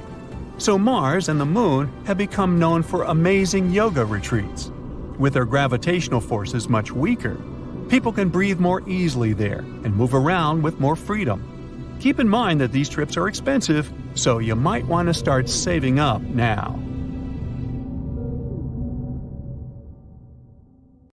Hurricanes can be a lot scarier than we often realize, especially since they can actually trigger earthquakes. This surprising and frightening phenomenon, known as storm quakes, was discovered completely by accident not too long ago. It started with scientists trying to find out more about low-frequency earthquakes. We're talking about those earthquakes that are so weak that we can't actually feel the tremor. See, beneath our feet, the Earth is constantly vibrating in subtle, unceasing ways that we can't hear or see without the right equipment. This geologic hum, so to speak, is driven by the movement of oceans, which covers about 70% of our planet's surface. Scientists have found that this hum may actually provide useful records of environmental happenings. To figure out where it's coming from, experts used equipment known as seismometers. You can think of these devices as little ears pressed to the ground. They can pick up all sorts of vibrations, like fans jumping up and down at their idol's concert, airplanes flying by, or even super distant earthquakes shaking the ground. Very low-frequency earthquakes are hard to track over long distances because the signals they produce can look different on different measuring devices. To solve this problem, experts came up with a way to track these signals by combining readings from smaller areas, kind of like putting together a puzzle. But while doing this, they stumbled upon a strange set of events that looked a bit like the earthquakes they were studying, but were not exactly the same. The first weird thing they noticed was that this specific phenomenon was seasonal. It never happened between May and August, for example. That is completely different from earthquakes, which can pretty much happen any time of the year. The second strange thing is that earthquakes usually occur more in the western part of the United States, where the ground moves along cracks in the surface. But these new strange vibrations spread not just along the west coast of North America, but also over to the east side. So what could be triggering this new phenomenon? What they surprisingly discovered is that many of these tremors coincided with the same time that massive storms hit North America. So we are essentially talking about a chain reaction. What happens is that during a specific season, hurricanes or heavy storms can transfer energy into the oceans, creating very strong waves. These waves then interact with the solid Earth, producing intense seismic activity. These bursts of energy that are born from massive storms can radiate thousands of miles across continents, leading to what we now call storm quakes. It is believed that this phenomenon can trigger earthquakes at a magnitude of up to 3.5 on the Richter scale. This means it can be felt by many people, but normally doesn't cause any damage. But that doesn't mean we can all be relaxed now, as ocean waters can indeed increase the intensity of hurricanes. Just like what happened with the frightening Hurricane Milton, which recently left a path of destruction across Florida. The blue-purplish zone you're looking at is Hurricane Milton, seen from a satellite perspective. On October 9th, this hurricane sustained winds of 155 miles per hour and lashed the region with heavy rainfall, damaging winds, and life-threatening storm surges. Estimates show that the losses could be up to $34 billion, which could make it one of the costliest storms in United States history. What happened with Hurricane Milton was pretty tricky. It all started with some record hot water in the Gulf of Mexico.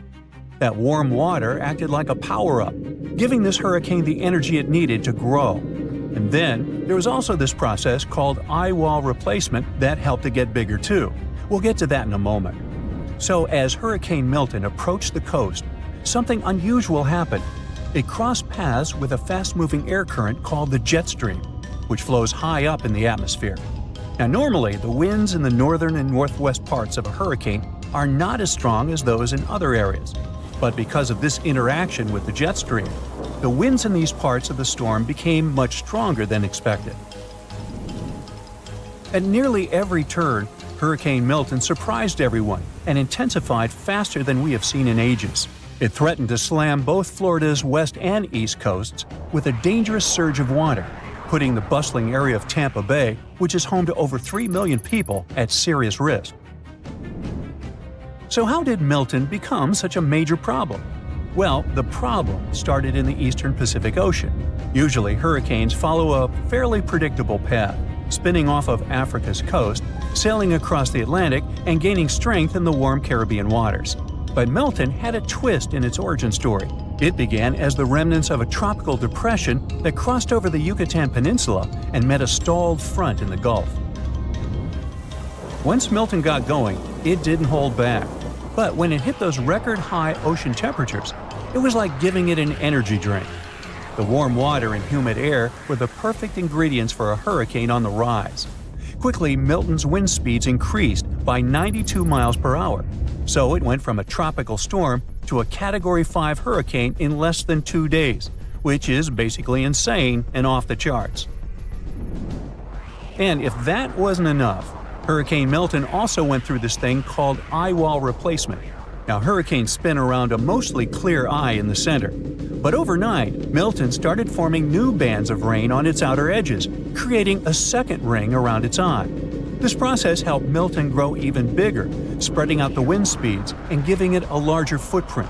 It's kind of like shedding its skin and getting ready to become even more powerful. Hurricane Milton also had this little wobble in its path, which changed where it was heading. You can think of it like a spinning top that gets nudged and wobbles a bit before finding its balance again. That wobble meant some areas could get either hit hard or be spared from the worst of the storm. Thankfully, Hurricane Milton weakened a bit because of some tricky wind changes up in the atmosphere until it finally made landfall. After that, it moved across the peninsula and headed out to sea, quickly losing strength as it pulled away from the warmer waters. Now, even though the damage was significant, the good news, if you can call it that, is that experts were honestly expecting things to be way worse. Still, it raises a question. How close was Milton's wind speed to the maximum? Or, in other words, is there a limit to how strong a hurricane can get? Well, the answer is yes, there is a speed limit for hurricane winds, but it's not a set number. Right now, the strongest a storm can get is around 200 miles per hour. But that maximum speed can change depending on many factors, like the heat in the ocean. Think of the ocean as the fuel for hurricanes. The warmer the water, the more fuel these storms have to work with. Experts believe that as the oceans continue to warm, they can ramp up the wind speeds and the impacts of hurricanes, making them a lot stronger. But other things can also help figure out how intense a hurricane can get. For example, the heat in the air and the temperature at the top of the clouds matter, as they also affect how fast heat moves from the ocean surface to the top of the storm. Some estimates suggest that maximum wind speeds could reach closer to 220 miles per hour until the end of the century. So it's definitely something that experts need to keep an eye on to help prevent future disasters. As we move forward, it's essential to keep researching and studying these storms. The more we understand them, the better we can protect ourselves and our communities. If you live in a hot spot for earthquakes, like I do, you may have had these familiar shaking feelings. The ground trembling underneath you, pictures rattling on the walls, your neighbor's dog yapping across the yard. An earthquake is basically tectonic plates moving and grinding against each other. Rub your hands together really fast right now. Things heating up? That's energy. When these plates' energy get released, you and your neighbor's dog feel it on land. Yes, we're all surfing on giant pieces of land floating on hot liquid rock. You're surfing right now while watching this video. Sometimes one slides under another, like reaching in between the couch cushions for that remote that slipped down there. If you're wearing long sleeves, they get rolled up on your arm like a snake shedding its skin. When plate tectonics do this, mountains form.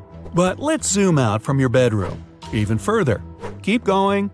There. Earth, the third planet from the Sun, covered in mountains, canyons, and those familiar continents with oceans stretching between and all around them.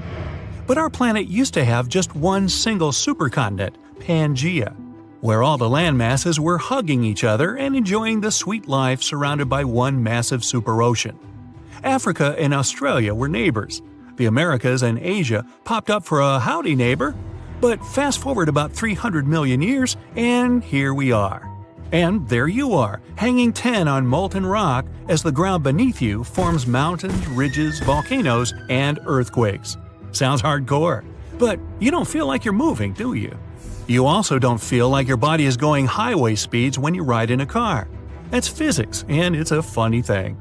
Right now, the plate under you is only moving a couple of inches a year, up to 4 when things get super speedy. Per day, that comes to half the width of a strand of hair. So let's speed things up a bit, say 300 feet a day. And me too. You're sitting in your room enjoying a delicious cup of hot cocoa, scrolling the feed and watching some videos. As you set the mug on the nightstand, you begin to feel dizzy, like the room is spinning. You check your drink and see the liquid inside is swaying like crazy. Uh-oh, now you're swaying. You manage to get up but can't keep your balance. Everything topples over like a tornado in the room. You duck underneath your bed and cover your head. There's a power outage, and now you can't see anything. There are two things to keep in mind when it comes to earthquakes: magnitude and intensity. Magnitude is the size of the quake. It's just one constant number. Intensity is how much shaking it causes. That number can be different depending on where you're measuring from. The most powerful earthquake ever was in Chile in 1960. Its magnitude measured 9.5 on the Richter scale. Above 7 is considered severe. The quake caused tsunamis all the way to Japan, Hawaii, the Philippines, and even New Zealand. The damage cost millions of dollars in repairs. In the dark, you can still feel the ground shaking below you. And since the crust cut across 300 feet today, the ground rips open. The landscape where you used to bike around is now sprouting deep earth rocks and minerals. The buildings all around begin to collapse, but luckily, you manage to sneak off and escape into an open space. There isn't any service on your phone either. The cell towers toppled over during the quake, but the ground is still shaking. And with the plates moving so fast, the Earth's interior begins to show its true colors. And that color is red, red for red hot. You can see the mantle at this point. The Earth, like an onion, is revealing its layers. With magma flowing right in front of you, you'd think you're in a disaster movie. Suddenly, you get a whiff of salty sea air, and now you're standing on the beach. But wait a minute, you don't live by the coast. If an earthquake's strength is measured by magnitude and intensity, this one's a doozy. It probably originated out in the ocean and stretched all the way inland where you are. It caused a tidal wave so big, the coast just came to your landlocked town. Waves of ocean water are gathering near the edges of the city. Farms and rivers are all gone with a single tidal wave. The land that was good for agriculture is no more. And as the ground below you keeps on cutting, it lets in some ocean water between the gaps. It collides with the magma that's rising. Steam shoots up from the ground, and the Earth looks like a giant tea kettle. With the power out and no cell signals, there's no way of communicating with anyone. And that's just the thing with earthquakes. They can show up with hardly any warning. Unlike earthquakes, tornadoes, and typhoons, with those, we can predict their path and intensity. We can prepare. Even volcanic eruptions give people enough time to evacuate and reach safe ground. But earthquakes are just in a league of their own. And with all the buildings collapsing around you, you'd be seeing a smokescreen of dust and debris. The air would be unbreathable. Better grab a gas mask. Off in the distance are the mountains you've always enjoyed. You trekked along the trails every other weekend and had some fantastic camping trips along the river. But the earthquake drags across the center of the mountain and creates enough pressure to cut it. Trees start falling over. The mountain becomes a pile of rock and dust. It's not over yet. The shaking ground makes large pieces of land and rock slide down and head towards the town. Some landslides are so massive, they're enough to wipe out entire villages in remote areas. Many come after heavy rain, others come completely unexpected. With the ground opening beneath you, many of the objects on land get swallowed into the pit. Cars, trees, buildings, statues, you name it. You're able to find safe ground, but you can't really know if it's all that safe.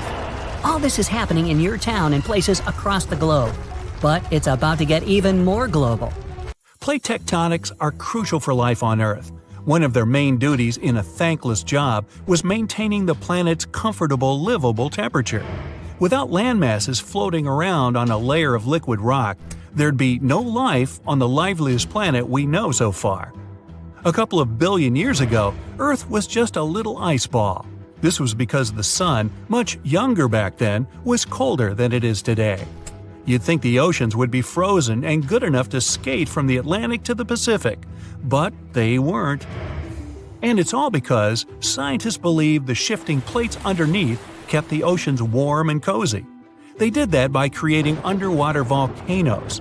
Besides lava and many gases, they spewed carbon dioxide into the atmosphere, which trapped the heat on Earth. As the sun gradually got hotter, rainfall was able to drag the carbon dioxide back to the ground and into the mantle. And this cycle was able to help the Earth maintain its temperature to host us. Gee, how thoughtful. Earth is so unique because of these plate tectonics. No other planet in the solar system can brag of the same, except for Jupiter's frozen moon Europa. It's shown evidence of moving plate tectonics within the core. And even though Venus and Mars have hot interiors, there hasn't been any sign of such activity. As the ground continues to cut across the land, everything inside has now descended underground. If the plates were to move 300 feet a day for a year, the entire planet's landscape would go through a total makeover. A bad one. Life as we know would cease to exist, except for maybe microscopic bacteria and a few insects that can survive such harsh conditions. The polar ice caps wouldn't hold any more ice, and volcanoes would continuously be erupting. The planet would just end up looking like a hot fireball of destruction, and maybe even burn up entirely. Luckily, this is purely a hypothetical thought experiment. So, sit back, relax, and don't worry about the ground moving under your feet. It's taking its sweet time at a safe pace. Woohoo! There is a powerful force hiding underground where tectonic plates meet, and one forces another under it. This happens in the Pacific and Indian Oceans. Strain builds over centuries. The tension is unbearable until the megathrust awakens. The Earth shakes with a magnitude that can exceed 9 points, more powerful than any other earthquake. When the seafloor suddenly gets pushed up fast, it sends a huge ripple across the water, and a tsunami of huge force is out. These waves are called teletsunamis, and they cross entire ocean basins, ready to take over coastlines thousands of miles away. The thrust fault stretches over 600 miles. The Earth is not just shaking, it feels like it's tearing apart. This is the power of a megathrust earthquake. Those caught in its path will have to fight for their lives. Japanese authorities recently had to issue their first ever megaquake advisory. It happened because of a strong tremor on the edge of the Nankai Trough ocean floor zone. In the end, most of the warnings were lifted, and there wasn't much damage from the 7.1 magnitude earthquake. Parts of southwestern Japan started to shake, and the superfast trains in Japan slowed down to stay safe, which made travel slower for everyone. But everyone is staying alert as they know about the risk of a megathrust earthquake that could happen within the next few decades in the Nankai Trough. The tectonic plate under the Philippine Sea is slowly sliding underneath the land where Japan is, moving just a few inches every year. The last big earthquakes from this area happened in 1944 and 1946, both with a magnitude of 8.1. These quakes have caused a lot of destruction in the country. The next megathrust earthquake in the region, if it does happen, could be between a magnitude 8 and 9. Scientists still can't agree on how likely this mega earthquake is to happen, but it could be up to 80% certainty. On the other side of the Pacific, scientists from the U.S. Geological Survey have studied a dangerous area along the U.S. West Coast. It's called the Cascadia Subduction Zone, and it stretches from northern California to northern Vancouver Island in Canada. Over the past 14,200 years, there have likely been at least 30 big earthquakes in this region. One major quake happens every 500 years on average. But for a long time now, Cascadia has been quiet, and it worries scientists. They think this might be because the area is locked, meaning the tectonic plates are stuck together and building up a lot of pressure. Eventually, the part of the seafloor could suddenly break and move by several feet. The shaking would be just 5 minutes, but it would create a powerful tsunami as the seafloor shifts that would last for 10 hours. If it happens, it's going to be the worst natural disaster in the country's history, according to experts. The ground on some inland hills could turn into something like quicksand. This would cause the hillsides to slide and crumble, taking down roads and bridges. Around 620,000 buildings could be badly damaged or even collapse, including about 100 hospitals and 2,000 schools. People in Washington state might have to take care of themselves without help for 2 weeks, finding food, water, and shelter on their own. Scientists are studying slow slip events, where the tectonic plates move very slowly over weeks or months, releasing some energy but not enough to stop a big one. Every time the magnitude of an earthquake goes up by just one number, the energy it releases is 40 times bigger. So we'd need about 1 million small earthquakes every day for 500 years straight to release the same energy as one huge magnitude 9 earthquake. But these small earthquakes might be clues that a bigger earthquake is coming. To better monitor the Cascadia Fault, experts are mapping the fault more accurately and adding better monitoring tools offshore. Scientists receive over $10 million to install seismic sensors and seafloor pressure gauges on a fiber optic cable off the coast of Oregon. The goal is to be ready to warn people and potentially save lives when a big earthquake strikes. A sharp megathrust earthquake happened in this part of the world in 1964. It went down in history as the Great Alaska Earthquake and had a magnitude of 9.2.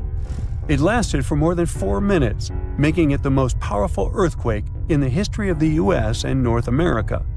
The ground shook so hard that it caused huge cracks and landslides.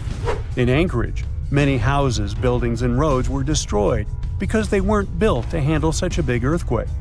In some places, the land was permanently changed. For example, the coastline near Kodiak and Hinchinbrook Island was lifted by 30 feet. In other areas, like Gerwood and Portage, the ground sank by 8 feet. They had to rebuild roads higher so they wouldn't be flooded by the time. A huge 27-foot tsunami wiped out the entire village of Chiniga. Many coastal towns were heavily damaged, not just by the earthquake, but also by tsunamis and the fires that followed. After the main earthquake, there were thousands of smaller aftershocks for months. A moderate earthquake of magnitude 4.4 shook Los Angeles in August 2024. Once it was over, the LA Fire Department checked around the city and didn't find any major damage or anyone hurt. In the nearby city of Pasadena, which is close to the earthquake's epicenter, a water pipe burst inside City Hall and everyone had to leave the building. Thankfully, there was no danger of a tsunami. The best we can do to avoid panic in such situations is to be prepared. Japan is one of the places on Earth where earthquakes happen the most because it sits on the edges of 4 tectonic plates. Around 1,500 of these earthquakes each year are noticeable. Because of this, the people in Japan have learned to live with earthquakes. The 1950 law set a rule that buildings should be able to handle earthquakes up to a magnitude 7 without falling apart. An update 30 years later said that buildings should only have minor damage in such earthquakes and still work as usual. But if an earthquake is even stronger, the law says the building's main job is to not collapse and save people's lives. At the most basic level, buildings are made stronger with thicker beams, pillars, and walls so they can handle shaking better. Another technique is placing special pads made from materials like rubber at the base of a building. Some buildings are even built on thick layers of padding that separate them from the ground completely, which helps protect them during an earthquake. A skyscraper might sway back and forth a lot, moving up to 5 feet. To stop it from getting damaged, engineers can add something called dampers every second floor all the way to the top. These dampers are like giant bicycle pumps, but instead of air, they're filled with liquid. When the building shakes, the dampers push against the liquid inside them. Even though the liquid doesn't squish very much, it can still absorb some of the shaking. When they're building tall skyscrapers, engineers try to make the structure as simple and balanced as possible. This means having each floor the same height and placing the support columns evenly. But sometimes, architects who design skyscrapers don't want to make these compromises because they have creative ideas for how the building should look. Then they have to find compromise solutions. For example, Tokyo's Skytree Tower, one of the tallest buildings in the world, is designed in a futuristic style but also includes special features to protect it from earthquakes. It has a central pillar, like in traditional Japanese pagodas, and seismic dampers that help absorb the energy from an earthquake, keeping the building safe. The strongest earthquake ever to strike east of the Mississippi River that happened over 200 years ago was never over, according to some scientists. Most earthquakes last seconds to minutes, and the official record breaker so far is a silent one in Sumatra that was going on for 32 years. This slow slip event triggered a massive quake and a tsunami. So if it's true that the new Madrid earthquake is still sending aftershocks, we'll have a new top name for this sad list. The earthquake started in December of 1811 with a powerful quake in a sparsely populated part of northeast Arkansas. They felt the shaking almost 1,000 miles away in the White House, and the tower bells were ringing in Boston, even further away. It even made the mighty Mississippi flow backward for a few minutes over new waterfalls formed by shifted ground. The town of New Madrid, Missouri, completely disappeared in the disaster. The Earth wouldn't stay still until the end of January the following year, when things got serious again. A massive quake hit, this time near the junction of the Ohio and Mississippi rivers, right in the Missouri boot heel. Geologists believe it was a rupture on the New Madrid Fault, putting even more strain on the nearby Reelfoot Fault. Just when people thought it couldn't get worse, another 2 weeks of trembling passed, and the Reelfoot Fault snapped deep beneath New Madrid. Down in Tennessee, about 15 miles south of New Madrid, the ground uplift created Reelfoot Lake. Steamboats were chugging along the river, with thousands of trees floating and acres of woods torn apart by the quake. In St. Louis, Missouri, which is 160 miles away, buildings were badly damaged, and chimneys fell in Cincinnati, Ohio, 400 miles away. People all the way in Montreal, Canada, over 1,000 miles away, felt the earth shake. Seismologists have registered about 200 small earthquakes in the New Madrid seismic zone every year since 1974. Some researchers believe that up to 30% of those were aftershocks from those big quakes back in 1811 and 1812. In parts of the US where there's not much tectonic action going on, these aftershocks could keep rumbling for years, maybe even centuries, after the big ones hit. Aftershocks are the Earth's way of releasing all that built-up stress from the main quake. When the ground shakes from the first earthquake, it puts a lot of pressure on the rocks nearby. And when those rocks can't take it anymore, they crack, causing even more shaking. That's the aftershock. And they can be pretty intense, especially right after the main quake, but weaken over time. Not all scientists agree that contemporary earthquakes have to do with those from 200 years ago. We mostly associate faults with those lines where Earth's plates meet. But there's a whole network of those right under the center of the North American plate. They're like relics from 750 million years ago, when North America was part of a supercontinent called Rodinia. When Rodinia started to break up, it left behind these rifts, weak spots in the Earth's crust that run deep beneath the modern Midwest. It could explain the earthquake action. An international team of geologists decided to take a fresh look at 3 major earthquakes that shook North America and end the debate. They used a new math method called the nearest neighbor.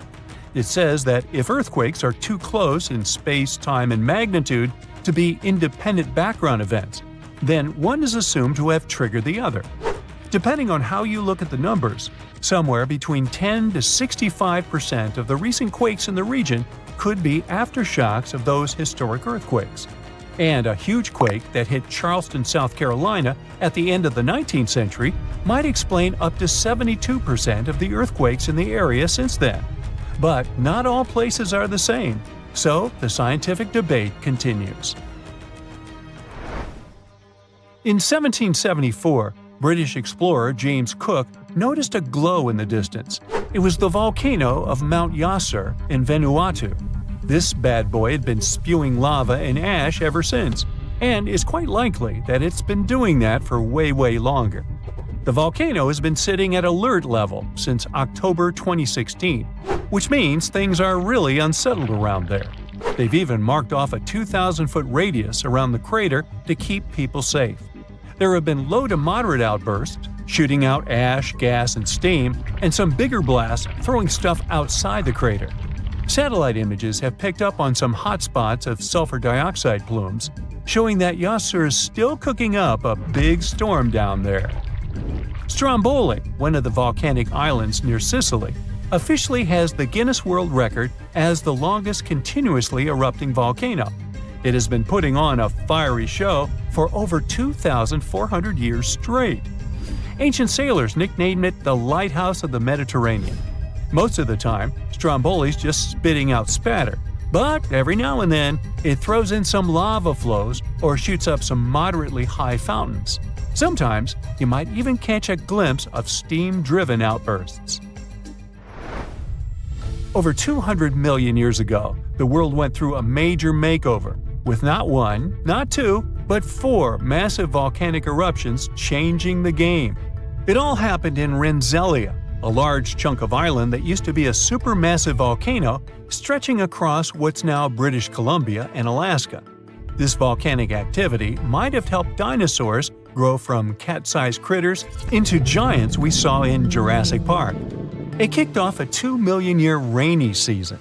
It made the whole world hot and humid, and the dinos just loved it. Researchers dug deep into sediment layers beneath an ancient lake in China to uncover these secrets.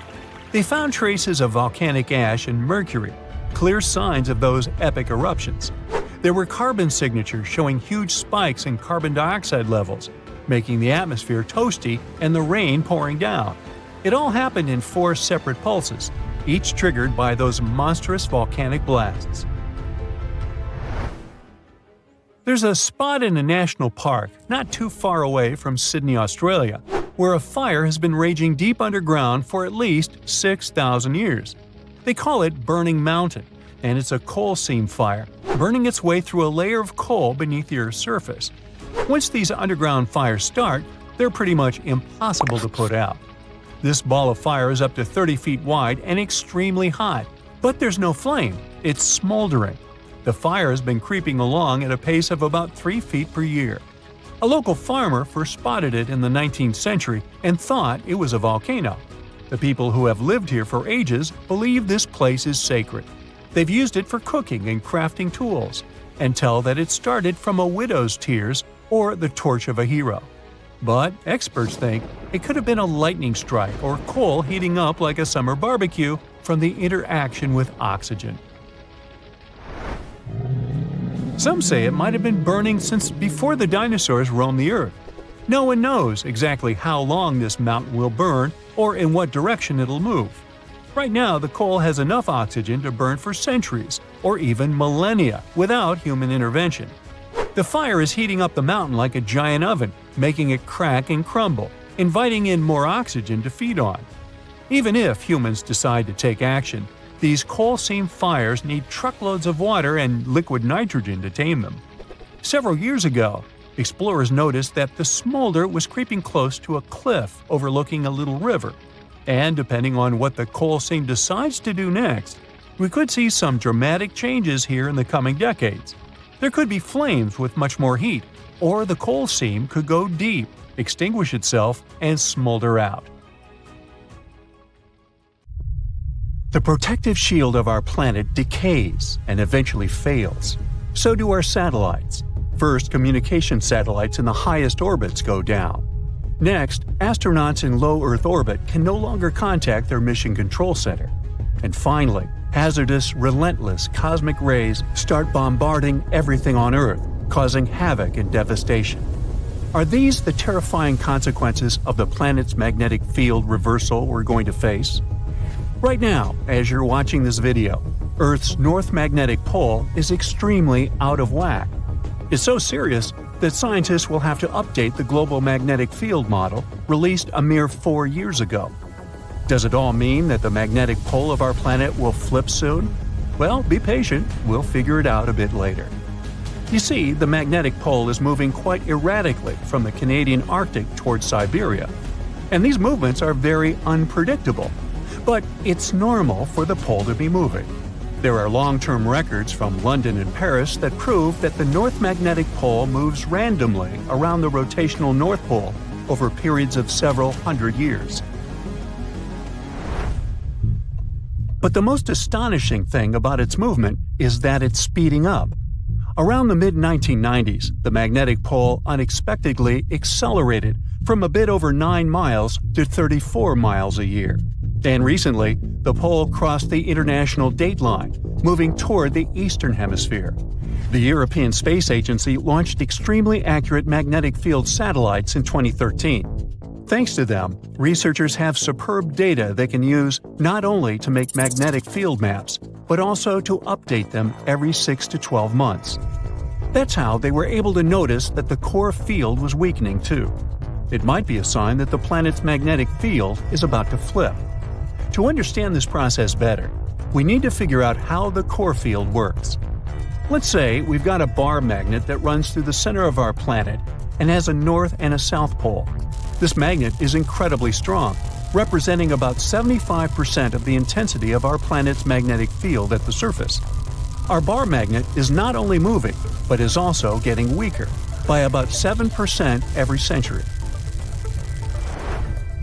Admittedly, this bar isn't the perfect representation of the core field.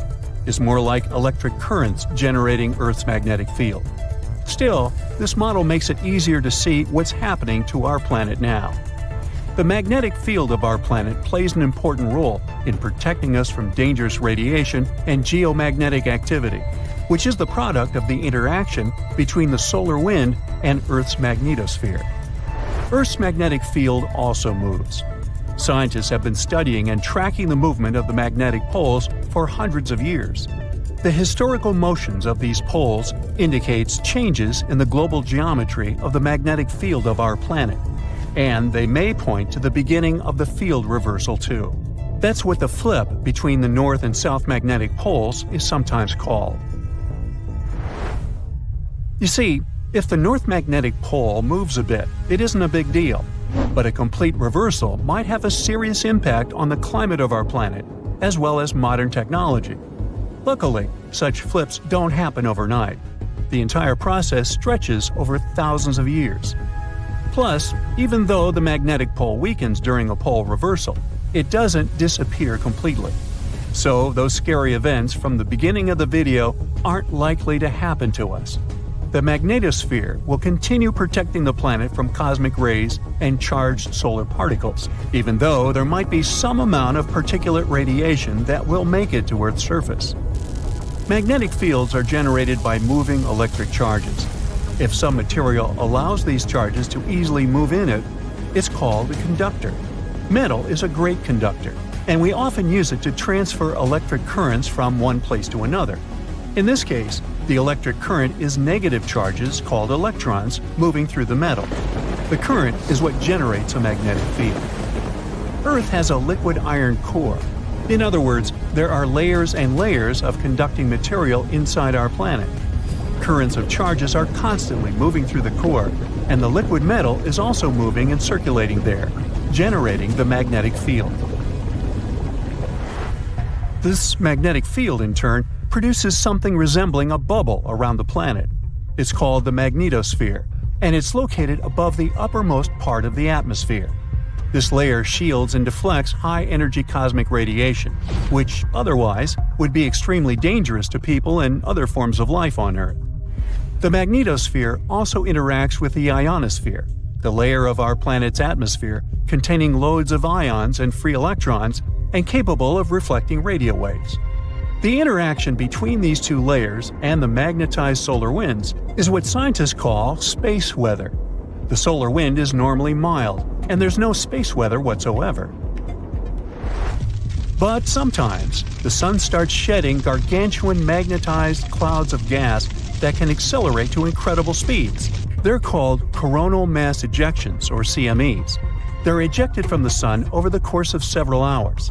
CMEs usually look like giant twisted ropes and can occur spontaneously. Their frequency varies according to the 11-year-long solar cycle. For example, at a solar minimum, you can observe one ejection per day, and when the sun is in its most active phase, there might be 3 CMAs per day. Coronal mass ejections disrupt the calm flow of the solar wind and cause serious disturbances that can damage stuff both in space near Earth, like satellites, and on the planet's surface.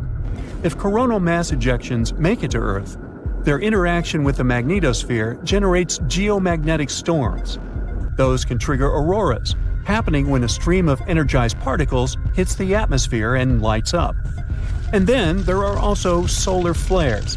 They develop more rapidly and with much more energy than coronal mass ejections. Solar flares often occur soon after coronal mass ejections. The most powerful volcanic eruptions pale in comparison to solar flares that release 10 million times more energy. Within a few minutes, one solar flare can give out billions of tons of charged particles. Solar flares are also insanely hot, with temperatures reaching several million degrees Fahrenheit. Astronomers believe that such bursts of solar radiation happen when the sun's magnetic field gets twisted in some regions. At one moment, all the pent-up energy is released. The star sends out light and particles, mostly electrons and protons. Most solar flares last for minutes, but some continue for hours. A powerful solar storm can potentially cause a devastating global blackout on Earth. If not for the Earth's magnetosphere, the effects of the sun's activity would be much more devastating. Luckily, the magnetosphere deflects most of the solar material hurtling towards our planet from our star at a speed of over 1 million miles per hour. But even so, during space weather events, there's a lot of hazardous radiation near Earth. It can potentially harm astronauts and spacecraft. Plus, space weather can damage large conducting systems, for example, pipelines and power grids, by overloading currents running inside them. Scientists regularly map and track the overall orientation and shape of our planet's magnetic field. To do it, they use local measurements of the field's orientation and magnitude. That's why they've been able to conclude that the location of the North Magnetic Pole has moved by almost 600 miles since the first measurements were taken in 1831. The magnetic field of our planet reverses on a timescale varying between 100,000 to 1 million years. One can tell how often it happens by looking at volcanic rocks at the bottom of the ocean. They capture the orientation and strength of Earth's magnetic field at the time of their creation. So, dating those rocks gives us a good picture of how our planet's magnetic field has evolved over time. From a geological point of view, field reversals happen quite fast, but they are extremely slow from a human perspective. A complete reversal normally takes a couple of thousand years, but during this time, the orientation of the magnetosphere may shift, exposing more of Earth to cosmic radiation. Such events tend to change the concentration of ozone in the atmosphere. In any case, scientists can't say for sure when the next field reversal will happen, but they keep mapping and tracking the movement of our planet's magnetic north. By the way, the Earth isn't the only planet with a magnetic field. Gas giants, like Jupiter, also have a conducting metallic hydrogen layer that generates their magnetic fields. Jupiter's internal magnetic field prevents the solar wind from interacting directly with the planet's atmosphere. It's 9:59 a.m. when a man is jolted awake in his bed by a powerful, mysterious force. While he's trying to figure out what's going on, a giant 100-foot-tall column of water is already surging toward his hometown. In 20 minutes, most of his friends and family members will lose their lives when a sky-high wall of water sweeps away buildings, trees, and cars. And it can happen to you at any given time. It's the day after Christmas in 2004. Thousands of tourists from Europe and America are enjoying tropical beaches in Thailand, Sri Lanka, and Indonesia when a powerful undersea earthquake strikes off the western coast of northern Sumatra, Indonesia. It's a 9.3 magnitude earthquake, the most powerful ever recorded in Asia. It triggers one of the largest tsunamis in history, the Boxing Day tsunami, which will take the lives of 230,000 people within a few hours. The city of Banda Aceh in Sumatra, Indonesia, home to 260,000 people, is the closest to the earthquake's epicenter. In less than half an hour after the quake, huge 10-story tall waves crash into the city. More than 60,000 people lose their lives immediately. The destruction is so severe that almost no one in its path survives. Next, the tsunami hits Thailand. The waves, rushing at a mind-boggling 500 miles per hour across the Indian Ocean, reach the shores of Phang Nang and Phuket about 90 minutes later. Despite such a significant time gap, both locals and tourists are caught totally off guard. Many beachgoers even walk out onto the beach, curious about the strangely receding sea, only to be overtaken by a towering wall of water. Nearly 5,400 people, including 2,000 foreign tourists, won't survive that day in Thailand. An hour after Thailand, the tsunami hits southeastern India near Chennai. Debris-filled waves push miles inland, taking the lives of more than 10,000 people. Sri Lanka faces even worse devastation. The island will lose over 30,000 people, and hundreds of thousands will become homeless.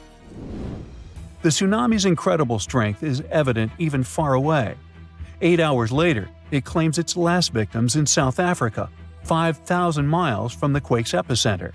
There, rogue waves catch swimmers off guard. Researchers from NOAA's Center for Tsunami Research explain that the destruction was due to the sheer power of the earthquake. It originated from a megathrust fault. That's where heavy ocean plates dive beneath lighter continental plates. These faults are the largest in the world and lie underwater. The 2004 earthquake ruptured a 900-mile stretch of the Indian and Australian plates, 31 miles beneath the seafloor. Plus, instead of one quick jolt, the quake lasted for 10 minutes and released an unimaginable amount of energy. During the shaking, massive sections of the seafloor moved upwards by 130 feet. That's a lot. Such a sudden movement set colossal waves rippling across the ocean. Imagine it like dropping a massive pebble into the water. The thing is, tsunami waves aren't like those surfing waves you may imagine. No, they look like a fast-moving whitewater river that floods everything in its way. If you get caught in those raging waters, it's almost impossible to survive. If the powerful currents don't pull you under, floating debris will. That's the reason why, during earthquakes, there are usually many injuries and fewer lives lost.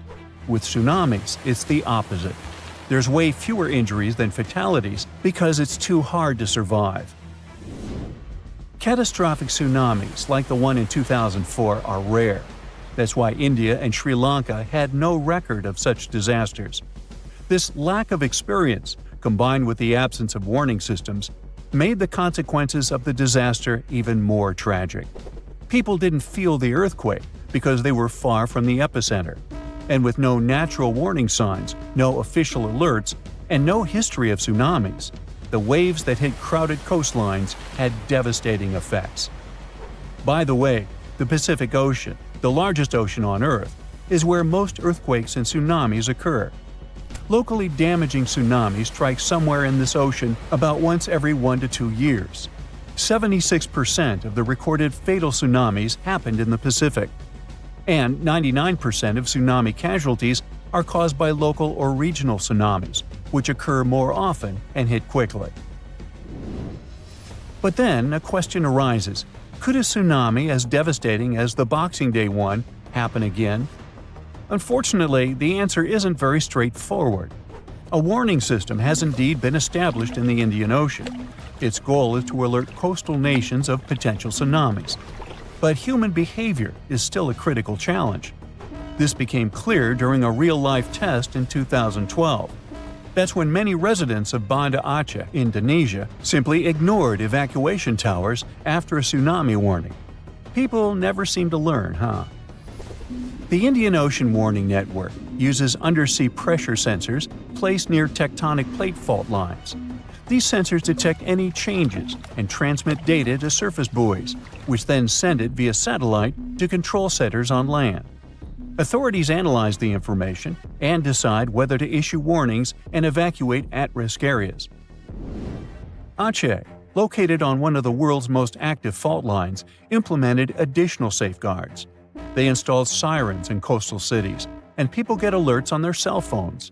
Plus, there are evacuation towers, reinforced concrete structures capable of holding 500 people.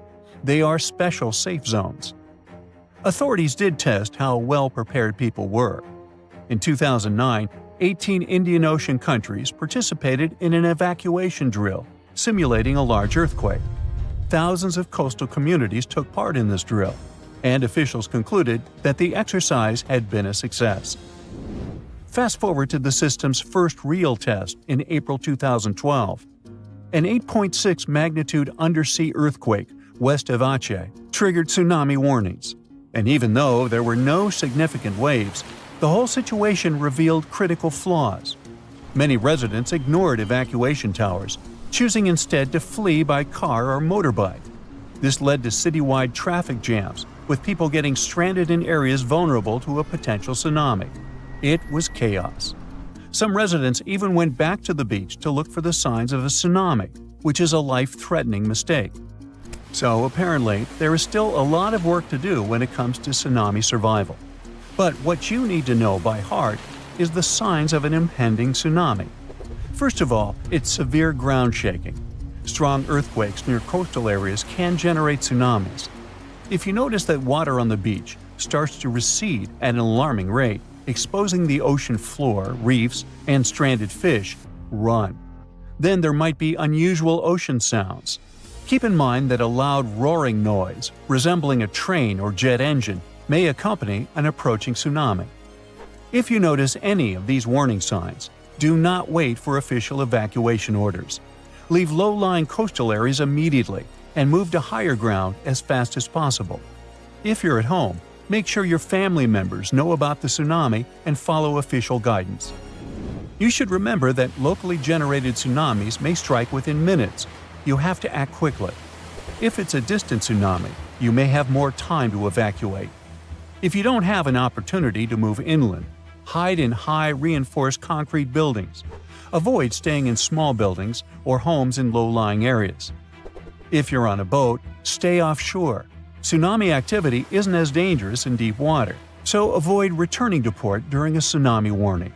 If you're already in port, check with harbor authorities for guidance. If it's possible to move to deep water, do it in an orderly manner. It may be safer for small boat owners to leave their vessel and move to higher ground. And always, always prioritize moving to higher ground over saving your belongings. If you live in a coastal area, you can take some measures to protect your property in advance. Since most tsunami waves are under 10 feet, you may consider elevating your house. It can reduce damage. You can also consult an engineer to assess and reinforce your home. And finally, don't forget to protect outbuildings too, and create fences that will allow animals to reach higher ground. The Earth has three main layers: two parts of the core, the dense, hot inner core, and the molten outer core. Then comes the mantle. And then follows the thin crust, the surface that supports life as we know it. At least, that's what we thought, because now scientists found a new mysterious layer located deep within the solid inner core. Earth's inner core is approximately 2/3 the size of the Moon. And made of nickel and solid iron, it's burning hot. The temperature at the center of our planet is the same as at the surface of the Sun. The outer core can reach almost 10,000 degrees Fahrenheit. It's difficult to explore it because we can't go there, and it's like looking through a really dirty window of 3,200 miles of molten metal and rocks. But we can rely on laboratory experiments on heated pressurized rocks, signals from seismic waves, and computer models. When an earthquake hits, it sends out seismic shock waves. Those waves travel through layers at a different speed, depending on the direction they go and the material they move through. In the new study, a team of scientists set a data set of 100,000 deep earthquakes. Some of them went over 60 miles below the surface. When an earthquake happens on one side of our planet, scientists track its waves all along to the other side.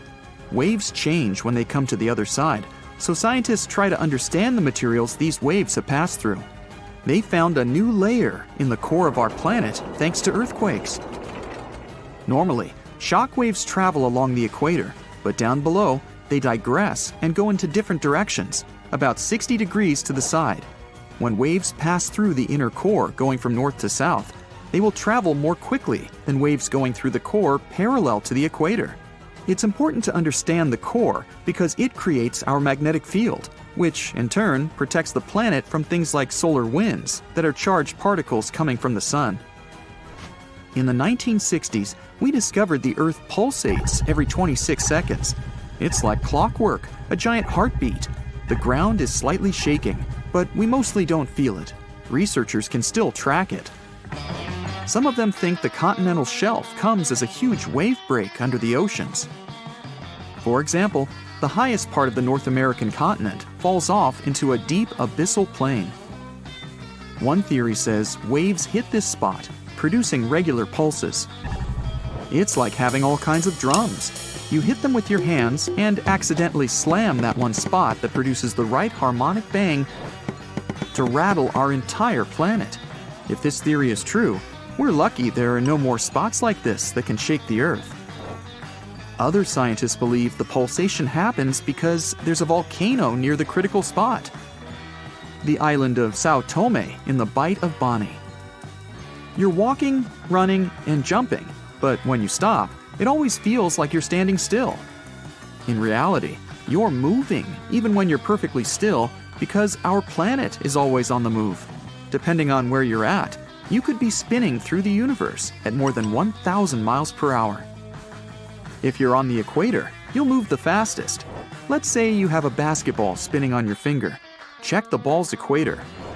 A random point on it has farther to go in just one spin than any point near your finger. That means the point on the equator is moving more quickly. The Earth is a planet that recycles all the time. The ground we're walking on is recycled. Our planet's rock cycle turns rocks of one type into another. That's a cycle that goes on and on. The depths of our planet are filled with magma. As magma is going out onto the surface, it hardens into rock. Tectonic processes like volcanic activity, earthquakes, mountain building, and all of the other processes that shape the surface of our planet bring that rock to the Earth's surface. When the rock is on the surface, erosion shapes it and shaves its bits off. Those small particles then get deposited. All the pressure coming from above compacts the particles into sedimentary rocks, like, for example, sandstone. Sedimentary rocks can also end up deeper and deeper under the Earth's surface. Since there's a lot of heat and pressure, they get cooked into metamorphic rocks. They can go back to the surface once again, or even end up being re-eroded. Sometimes the crust plates are pushing one under another, and this way, rocks can transform into magma once again. We've explored only 5% of the ocean so far. The ocean itself, as well as life below the seafloor, is still a mystery. The sediments that are underlying our oceans are home to different microorganisms that exist even at depths of 1.5 miles beneath the seafloor. There are microbes hidden deep inside volcanic rocks below the seafloor off of the parts of the Pacific, hidden under 870 feet of sediment. The biosphere under the seafloor is growing extremely slowly compared to life on the surface. Cell division happens every 10 to 1,000 years. Something's different about the Earth's axis. Climate changes and melting glaciers, mostly in the regions like the Himalayas and Alaska, made the axis shift. Our planet has two kinds of poles. Are the south and north magnetic poles. They affect things such as drift and navigation. The axis that the Earth is spinning around is another kind of pole. It shifted a little bit over time, but we don't know exactly why. Researchers realize there are moving masses of water, pushing the Earth's axis eastward. Take a basin of water as an example. If you're moving it back and forth, sloshing makes the water move its weight all around. A similar thing is happening on a planetary level. No matter how large an earthquake is, no human could ever feel an earthquake on the opposite side of the Earth, although some people claim they did. In 2013, there was one near the Kuril Islands with a magnitude of 8.5. It went around 400 miles deep. It was so strong, people in Australia reported they could feel the ground shaking. The strongest earthquake happened in Chile in 1960 with a magnitude of 9.5. The rupture zone stretched from 311 miles to almost 620 miles along the country's coast. Earthquakes with a magnitude of 10 or higher can't happen. The magnitude depends on the length of the fault where it occurs. The longer the fault, the bigger the earthquake. A fault is a break in a part of the planet's crust. It has rocks on both sides, and they move past each other. We haven't found a fault long enough to generate earthquakes with a magnitude of 10 or more. If it happened, it would extend around most of our planet. An earthquake with a magnitude of 12 would require a fault larger than our planet. One side of our planet is getting colder than the other. The Earth has a system that keeps it warm from the inside, a red-hot liquid interior deep below the surface. It spins and, at the same time, generates a magnetic field and gravity. That way, the Earth's core holds the atmosphere closer to the planet's surface. The Earth also absorbs heat from the sun, mostly on the surface. The heat doesn't spread equally on all parts of the Earth. One side of the planet, the Pacific Hemisphere, is losing heat more quickly than another, the African Hemisphere. This happens because land traps more heat than the surface under the ocean. The seafloor is way thinner than the landmass. Also, the temperature caused by the heat coming from inside the Earth is getting lower because of huge amounts of cold water above it. Clouds are not just like some fluffy distant pieces of cotton. They weigh more than 1 million pounds and help regulate our planet's temperature. If you take all the water droplets in clouds and bring them to the surface, you could cover the planet with a liquid layer as thin as a human hair. It doesn't seem like a lot, but this water is crucially important for climate. We'd have warmer temperatures if it weren't for the clouds. How would you describe the shape of the planet we live on? It's definitely round, but it's not a perfect sphere. Because of the force of Earth's rotation, it's slightly flat on the north and south pole. But there's more to it. The planet's rotation causes its sides to bulge outwards. The best term to describe our home planet is ellipsoid. Earth is nothing more than an oversized lumpy potato. These are the words of Atraji Ghosh, a solid Earth geophysicist from Bangalore. She and her team have been studying something called the Indian Ocean gravity hole. Sounds like the scenario for a science fiction movie, but it's very much real. We think of gravity as something consistent. If you drop a pen from your hand in Los Angeles and in Perth, they're going to fall to the floor at the same time. Well, this is not completely true. Gravity is connected with the mass of a celestial body. Astronauts on the surface of our moon don't walk, but move in hops. That's because Earth weighs 81 times more than the moon. Less mass means less gravity.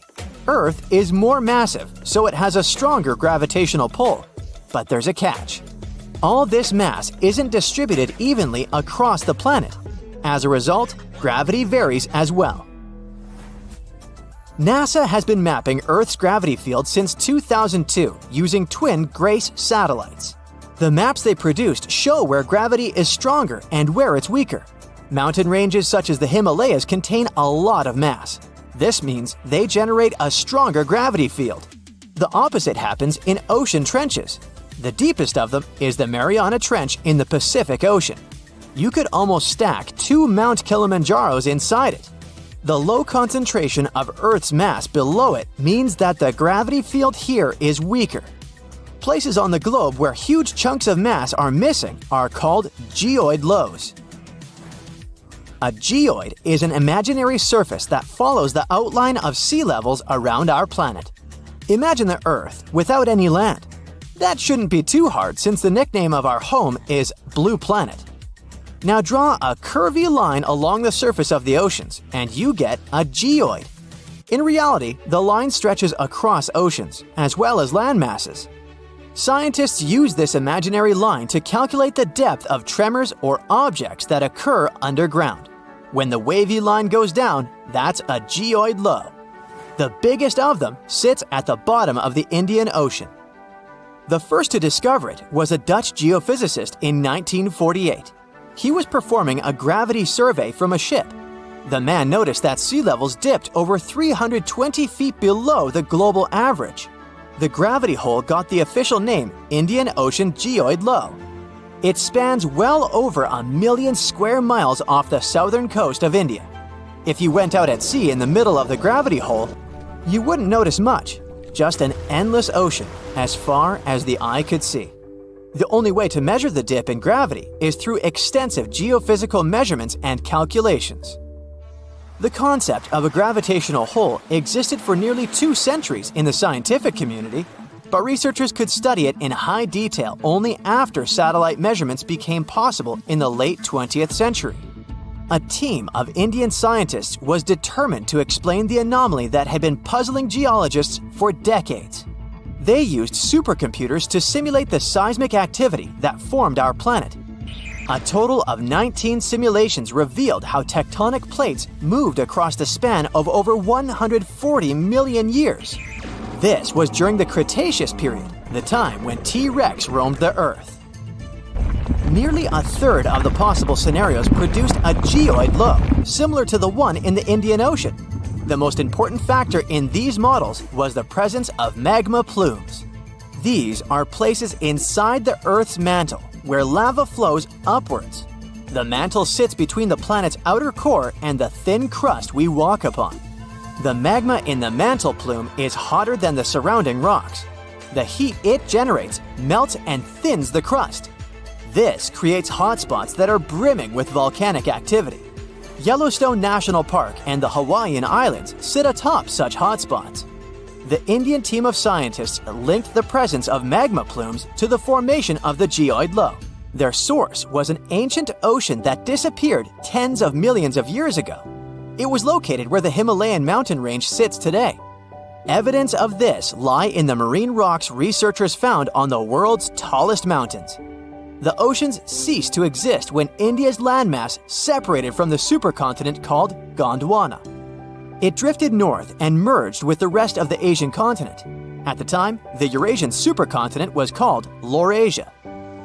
The Indian tectonic plate went down inside the mantle. It ended up under the African continent. This landmass contained a lot of crystallized material which was quite dense. When the sinking plate of the former ocean reached it, plumes of magma spilled out. As a result, low-density materials ended up closer to Earth's surface. Density is used to calculate mass, and if you remember our lesson in physics from the beginning of the video, less mass translates into a weaker gravity field. Scientists believe this is how the geoid low in the Indian Ocean formed some 20 million years ago. At this point in prehistory, the Earth looked a lot like it does today. There were vast grasslands, and whales swam in the seas. Geophysicists who created the computer model cannot tell for sure what will happen in the future. Ghosh thinks it's possible that the gravity hole in the Indian Ocean will remain in place for a long time. But plate movements can also cause the anomaly to fully disappear in the coming eons. Earth's tectonic plates are constantly shifting. They define the shape of our continents and oceans. Experts study plate movements to get a picture of how our world looked millions of years ago. However, telling Earth's geologic future is much more complex. The gravity hole in the Indian Ocean is the biggest, but it's not the only one in the world. Other areas with low gravity include the island of Cuba and the Bahamas. On the opposite side of the spectrum are the Philippines.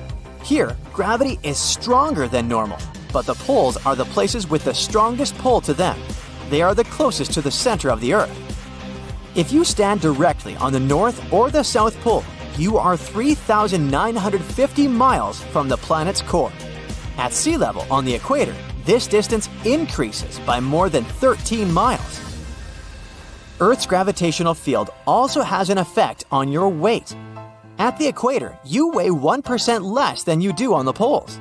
The South Pole is maybe more suitable for this experiment because there is actually ground there. But gravity is the strongest at the North Pole in the middle of the Arctic Ocean. This is where scientists in 2013 recorded the highest gravitational acceleration on the planet. This is the rate a falling object speeds up in free fall. The acceleration depends on the strength of gravity. When a team of researchers from a university in Perth set out to map these gravity changes, they discovered something interesting. Gravitational acceleration was the highest at the surface of the Arctic Ocean. This is something they expect to find, but the location of the lowest acceleration point amazed them. It wasn't on the equator as they assumed. The spot lay more than 600 miles south of it at Mount Huascarán in Peru. Scientists believe that the mountain's height had an effect on the phenomenon. This peak in the Andes is the highest point in the South American country. Hypothetically speaking, if a human falls from a height of 330 feet here, they will reach the ground 16 milliseconds later than if they performed the same stunt in the Arctic. On September 16th of 2023, without warning, the Earth began to hum. A low, strange vibration reverberated through the crust. This set off seismic alarms all across the globe. For 9 days straight, the planet was pulsing with this horrifying rhythm, and scientists had no idea what was going on. Meanwhile, the total disaster was happening in Greenland. It wasn't an earthquake. They knew that much. They could tell it by the rhythm. Since we all live on giant tectonic plates, they constantly move and slide on magma like icebergs on water. Sometimes, as they move, they can rub against each other or collide or break. In any case, all this causes an incredible release of energy that sends shock waves through the ground.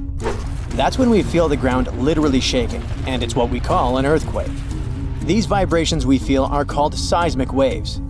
Seismometers pick them up as pings or rumbles. In a typical earthquake, they create a bunch of different frequencies.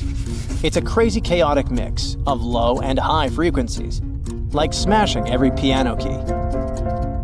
What was weird about the Greenland event is that the signals weren't like that at all. It was a steady, single-frequency vibration, as if some ancient machine was stirring beneath the Earth. It's like one piano key being struck over and over, creating a doom-like, repetitive sound. Turns out, what they were hearing wasn't the noise of tectonic plates going wild. It was a phenomenon seismologists had never seen before. The days passed, and the mysterious noise just kept going. The vibrations repeated every 90 seconds, echoing around the world.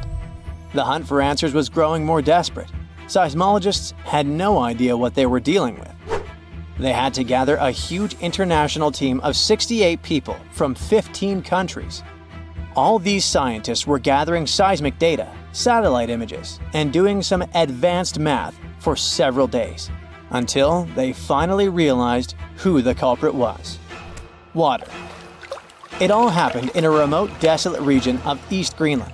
This place is full of fjords, narrow inlets of the sea between high cliffs, kinda like deep water-filled valleys surrounded by towering rocky sides. In this area, surrounded by jagged peaks and icy waters, the air was still. The landscape seemingly frozen in time. Nothing here changed much for years. Until one day, a colossal landslide has unfolded in the Dixon Fjord. One of those steep mountainsides towering over the fjord at almost 4,000 feet high collapsed in a massive landslide. Picture a huge chunk of this mountain crumbling and crashing down into the fjord below. This sent a deluge of rock and ice crashing into the water. The impact was just apocalyptic. 882 million cubic feet of debris. That's enough ice and rock to fill 10,000 Olympic-sized swimming pools, or 10 Great Pyramids of Giza. And all this nightmare hurled into the water with such force that it kick-started a tsunami about 360 feet high, taller than the Statue of Liberty, into the air. What's crazy is that this incredibly powerful wave was trapped in the fjord by narrow cliffs, unable to escape. It's like water sloshing in a closed bathtub. For 9 days, the mega tsunami continued to churn through it. That's why we heard this endless hum. It was a rhythmic back and forth of the water slamming against the walls. The shock waves were rippling deep into Earth's crust, vibrations so strong that they were picked up by seismometers around the globe. This was a phenomenon so rare, so unprecedented, that it left scientists stunned. It turned out to be a perfect storm of elements. A glacier, weakened by years of warming, could no longer bear the weight of the mountain above. This collapse was inevitable, and the chaos literally shook the Earth to its core. And people often hang out in this area with cruise ships passing by. We're lucky that no lives were lost in the disaster. It was a close call though. A tourist ship stranded in the area just 2 days before narrowly escaped the tsunami's reach by pure luck. But it doesn't mean there were no losses. The waves destroyed a nearby Inuit site, which was there untouched for over 200 years. They also swept away the huts at a research station that were about 43 miles away. The vibrations traveled from Greenland to the South Pole in less than an hour. That just shows how dangerous events like this can be. And this isn't the only place where such catastrophes are happening.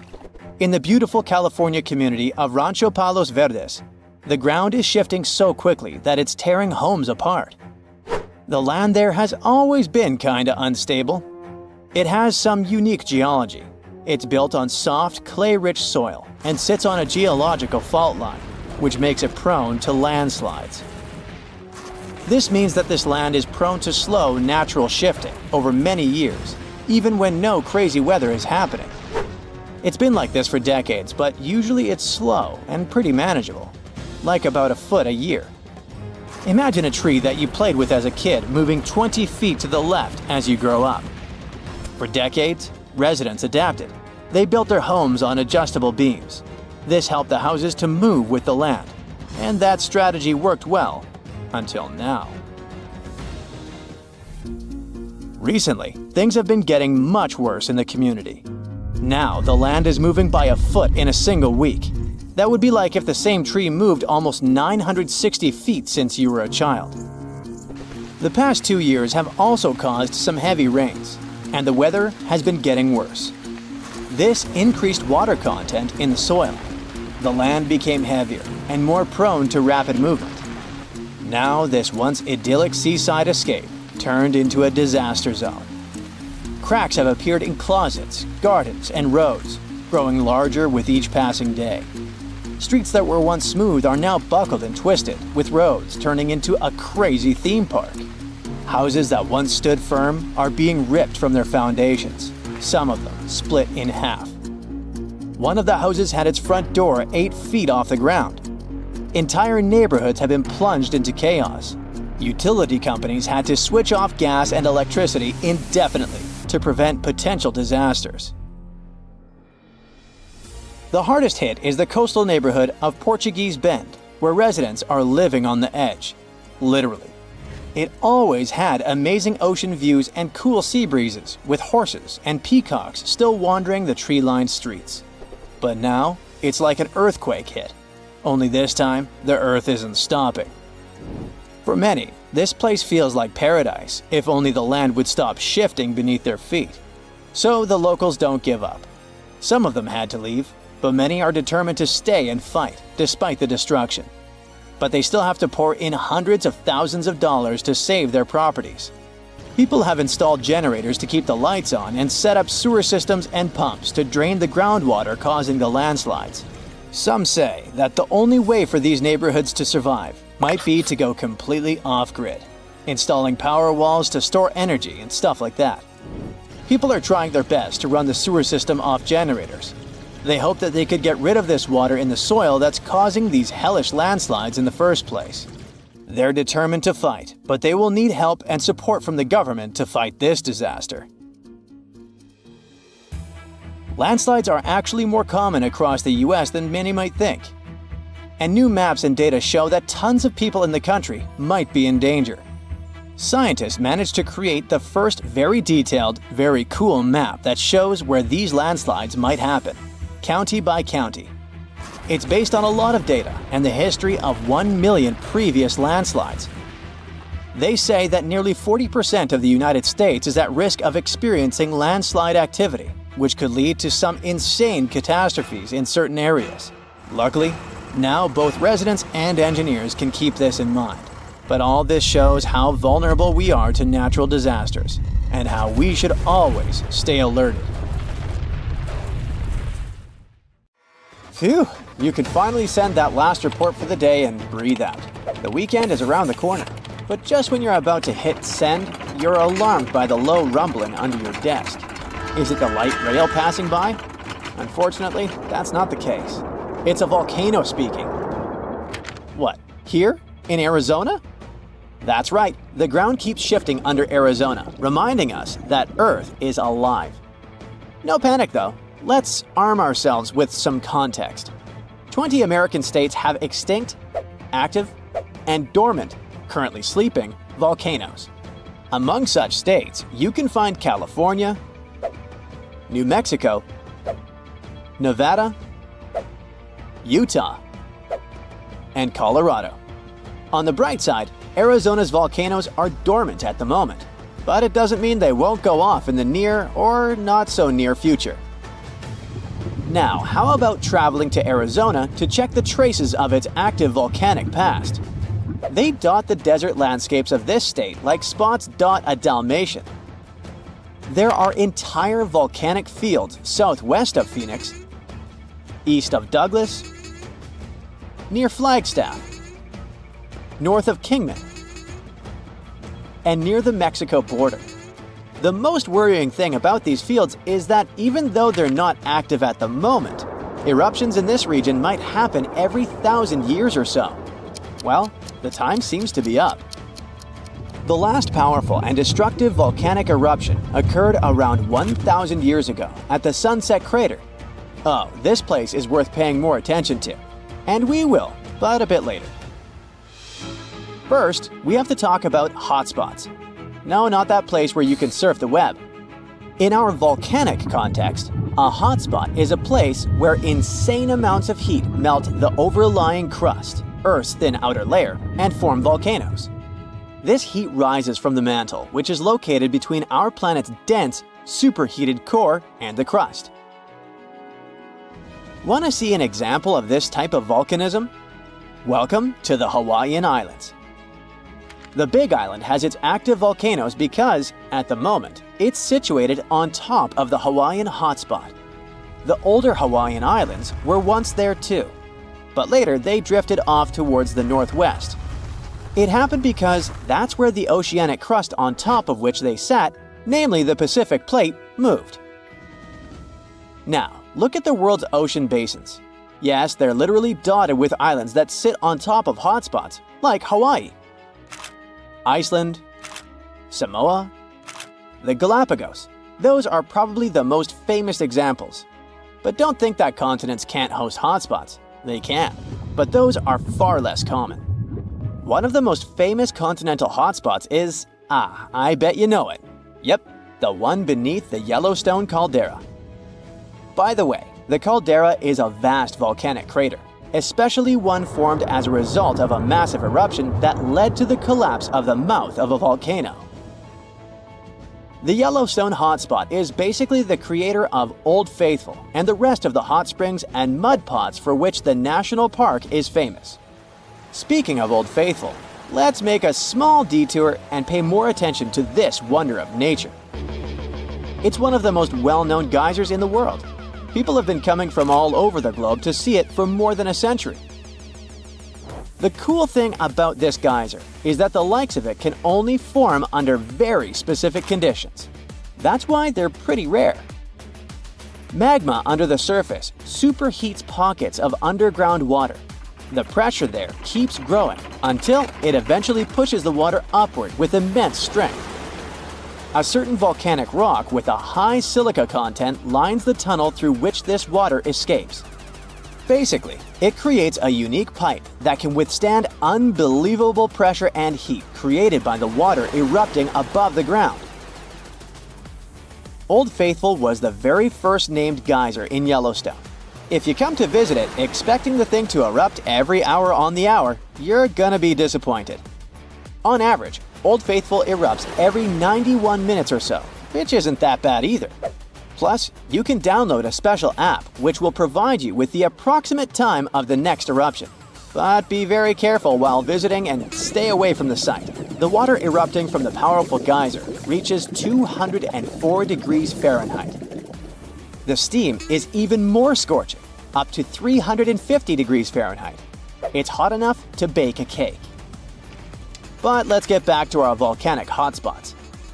Scientists still don't clearly understand why there aren't many hotspot volcanoes on continental crust. One reason might be that the continental crust is much thicker than the oceanic crust, which is about 4 times as thick on average. Another reason could be that most of Earth's crust, about 2/3 of it, is oceanic. This means that there's less continental crust for hotspots to form under. Now, I bet those of you living in Arizona will appreciate the following info. We'll talk about a volcanic field right in the heart of this state, the San Francisco Volcanic Field. That's a massive area filled with over 600 volcanoes. Yes, they're mostly small, but it doesn't make them any less impressive. They're scattered across 1,800 square miles in northern Arizona, a giant territory. Interestingly, scientists are still debating about whether this volcanic field is actually sitting on top of a hotspot. But one thing they agree upon, the volcanoes in this area get younger as you move east. And this pattern matches up with the North American plate moving west over what could be a stationary hotspot beneath the surface of our planet. Cool, huh? The volcanic hullabaloo in that area started around 6 million years ago. So, in geological terms, it's relatively young. As for the most recent eruption, it happened less than 1,000 years ago. The Sunset Crater, which I mentioned before, the one near Flagstaff, is the most famous vent from that eruption. The Sinagua people had to leave their homes at Wapatki Pueblo because of the eruption. That site is now part of the ERUPT National Monument. There, you can see how people lived in this volcanic region many years ago. If you go to explore this area, you'll notice that most of the volcanoes there are basalt cinder cones, small and steep. The Colorado Plateau has quite dry weather conditions. That's why the volcanoes haven't worn down much. Some of the best examples of those cones, like this one, called the SP crater, still look like they appeared yesterday. But look around. It's not just cinder cones. The San Francisco volcanic field also has a stratovolcano, as well as some lava domes that formed from volcanic rocks with more silica than basalt you can find in places like Hawaii. It means they're thicker and don't flow as easily. Anyway, the stratovolcano is going to be one of the most epic sights you'll come across while exploring this volcanic field. Well, not the stratovolcano itself, but the San Francisco peaks, the remains of that giant formation. They stand tall at more than 12,600 feet. That's 4.5 Burj Khalifas placed on top of one another. It makes the peaks some of the biggest landmarks in northern Arizona. They're not only stunning, but also sacred to the Native American people who have lived in the area for many generations. Now, unlike those super active volcanoes in Hawaii, the San Francisco volcanic field takes its time, thousands of years between eruptions. But you shouldn't relax just yet. Geologists say another eruption is likely to happen one day. It will probably occur in the remote eastern part of the field, away from big towns. Phew! And if that next eruption is anything like the one that formed Sunset Crater, it would be quite the show. Lava fountains and rivers of lava flowing. At the same time, the next eruption might not happen for centuries, maybe even millennia. Until then, the San Francisco volcanic field will remain a hidden gem of volcanic history, waiting for its next fiery performance. Ever wonder why, despite all our advancements in technology and science, there's a vast expanse of our own planet that we barely know about? Believe it or not, over 80% of our oceans remain uncharted territory. It's as if we've got this massive aquatic playground in our backyard, and we've barely scratched the surface. Also, did you know that only about 7% of our oceans have a special tag called Marine Protected Areas, or MPAs? How come this colossal body of water that envelops most of our planet is also among the most vulnerable and misunderstood spaces in the universe? Pressure has a lot to do with it. Our deep ocean is a beast of a place with no visibility, freezing temperatures, and pressure that's so intense that in certain areas it would make you feel like you're having the weight of 50 jumbo jets on your body. No wonder we're having an easier time sending people into space than to the bottom of the ocean. The deeper you go into the waters, the more pressure piles up. But let's not forget we have tech on our side, right? Scientists now use these cool satellite technologies that track the color of the ocean to check how much phytoplankton is there, for example. Why is this important, you might ask? Because these little plant-like critters are actually pretty major players in our big blue oceans. In the grand scheme of things in the aquatic world, phytoplankton is like the bedrock of the ocean food chain. It gives life to almost everything, from the tiny zooplankton, which are animal-like microorganisms, to those colossal, magnificent whales. When these technologies first came around, satellites could get clear images of the ocean faster than a ship could take the same number of measurements in 10 years.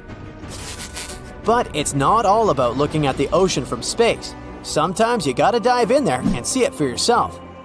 Thankfully, we've come a long way in ocean exploration tech too. We've got things like floats and drifters that ride the ocean currents while collecting data, and a whole fleet of underwater vehicles, some of which are manned, some remote-controlled, and some even autonomous. Remember James Cameron, the guy who made the movie Titanic? He's super into exploring the ocean, and in 2012, he set a record by going down to the Mariana Trench in a vertical torpedo sub. He thinks there's nothing like being in the ocean and experiencing it firsthand. Other companies use a mix of technologies for their ocean explorations. It led them to discover amazing stuff like a deep-sea coral reef near Morocco, the only one still growing in the Mediterranean Sea. They've also discovered new species and documented ones previously thought to live only in the Atlantic. These efforts have convinced local authorities to declare some places as marine parks. As with most scientific areas, the road isn't without its bumps.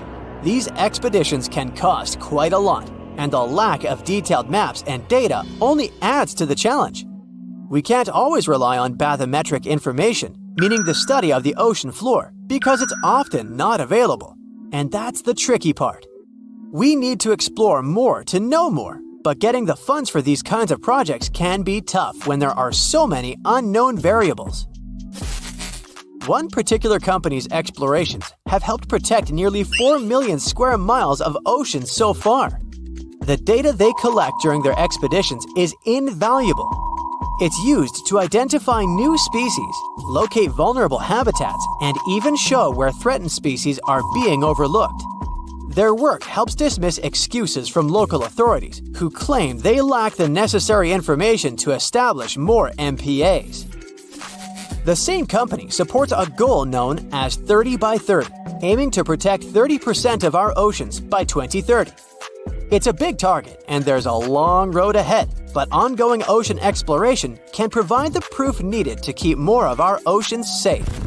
We also need to set aside areas for protection and research, even when we don't have all the facts just yet. On that note, some cool scientists have recently stumbled upon a gigantic and mysterious world beneath the Pacific Northwest coast's ocean floor. The best part is, this massive realm of life is pretty much cut off from the rest of the world above, making it like a secret underground club that only the best microbiologists have access to.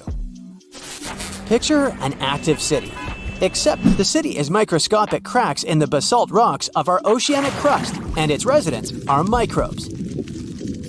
These tiny creatures aren't like you and me. They don't rely on sunlight or the organic products of land and water ecosystems for sustenance. Instead, they thrive on chemical reactions with rocks and seawater. Scientists call this type of life chemosynthetic, which sounds complicated, but it basically means life sustained by chemical reactions. While this sort of life has been found deep in mines and around seafloor hydrothermal vents, the scale at which these creatures are found under the oceanic crust is unprecedented. It might even be the most extensive ecosystem on Earth. A geomicrobiologist from Denmark was part of the team that made this discovery. He claimed that over 50% of our planet's surface is oceanic crust, which is an average of 4 miles thick. Imagine the size of this chemosynthetic party happening down there. This discovery didn't happen overnight. Since the 90s, scientists have found weird tiny holes in the basalt rocks that make up much of Earth's outer crust. They seem like they might have been made by bacteria, but hey, there was supposed to be no life there. I mean, imagine trying to survive in a place that's hot, deep, dark, dense, and mostly devoid of the organic compounds we need for life. Yet, here they are. In the following years, more pieces of the puzzle fell into place. Scientists found that the oceanic crusts had different conditions at the centers and edges. At the centers, rocks are jam-packed with energy-rich compounds that support these tiny life forms. But by the time they reach the edges, these chemicals are all gone. Fast forward to now, and it's time to put the puzzle together. A microbial ecologist from the University of North Carolina worked on this research and says we now have solid evidence of microbial life in the cracks and crevices of deep ocean basalt. The next question scientists asked was, how far does this life extend? Researchers collected samples of crust from a plate roughly 120 miles off of Washington's coast, drilling deep beneath the ocean's surface. What they found down there was remarkable. The life down there runs on a unique fuel, hydrogen. Yep, in the absence of sunlight, hydrogen provides the energy for all their biological processes. These microbes use hydrogen to transform carbon dioxide into organic matter. This matter and other byproducts, like methane, then fuel other organisms, creating a network of life. Of course, the life down there isn't as complex as the one we know up here. Scientists doubt there will be any multicellular life under the ocean because it's too hot and energy poor. But hey, who knows? This universe under our oceans still has a lot to reveal. This whole thing is significant for many reasons. First, it confirms that life can exist in places without oxygen, which changes our perspective on where we can find life. This makes us wonder if life could exist under similar conditions on other planets, where surface conditions might be too harsh. The implications on Earth are also profound. If a large portion of life exists in the oceanic crust, then our understanding of life on our own planet could be completely changed. This exciting discovery stretches our understanding of life and prompts us to keep exploring the mysterious depths of our oceans, pushing the limits of our understanding. NASA is also in on the whole deep sea exploration project. Why? Shouldn't they be preoccupied with outer space? Because they're hoping to find hints about what the oceans on other planets might look like. NASA specialists are really hopeful that by unearthing underwater secrets, we can solve some of the big questions about space. Plus, they're testing some nifty equipment for future journeys across our solar system. For years, scientists have been struggling to explain bizarre sounds, some repeating, some heard only once, that come from the dark depths of the ocean. From bewildering hums to worrying bloops, the water transmits outlandish acoustic phenomena. One of these mysterious noises got named the upsweep. For the first time, this long train of sounds was registered in 1991 in the Pacific Ocean. One of the most unusual things about this signal is that it keeps changing, as if trying to confuse researchers even more. Like some unearthly howl, it varies from high to low frequencies and then back again, and you can hear it better in the spring and fall than in the winter and summer. Why the upsweep? It's simple. The sound travels from the bottom of the ocean towards its surface, as if sweeping up. Scientists do have a theory explaining this phenomenon: the activity of undersea volcanoes. Hot lava pouring into ice-cold ocean water could theoretically create such noises, but there's no proof found yet. Plus, the sound has been declining since 1991, even though it can still be detected. The bloop is the name given to an ultra-low frequency and incredibly powerful underwater sound that was recorded in 1997 by the U.S. National Oceanic and Atmospheric Administration. The bloop continued for approximately 1 minute. Having started from a low rumble, it gradually rose in frequency. It also kinda mimicked the noise created by marine animals, but its volume was so great that no living creature known to science could have made it. When the bloop occurred, underwater microphones managed to record it from a distance of 3,000 miles away. Rumor has it that the noise might have something to do with the fictional half-octopus monster Cthulhu, or some other colossal deep-water creature. But if you don't believe in monsters, science has another explanation: iceberg fracturing. The thing is that ice quakes recorded in the Scotia Sea resemble the mysterious bloop a bit too much for it to be a coincidence. The whistle resembles this annoying sound when a kettle of boiling water is telling you it's time to make a cup of tea. But even though it may not be as blood-curdling as some other bizarre ocean sounds, it doesn't make it any less mysterious. Plus, the whistle is very elusive. In 1997, only one underwater microphone was able to pick it up, and therefore, researchers didn't manage to pinpoint the source of the noise. The most likely cause of the sound is an eruption of one of the submarine volcanoes. Have you ever heard of Julia?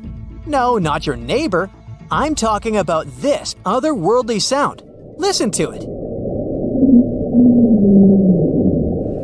It was recorded in 1999 by the U.S. National Oceanic and Atmospheric Administration. The source of the sound was most likely a large iceberg that ran aground somewhere in Antarctica. The sound was so loud that it was heard over a huge territory, and its duration was about 2 minutes and 43 seconds. Slow down. That's the name given to a sound recorded in 1997 in the equatorial Pacific Ocean.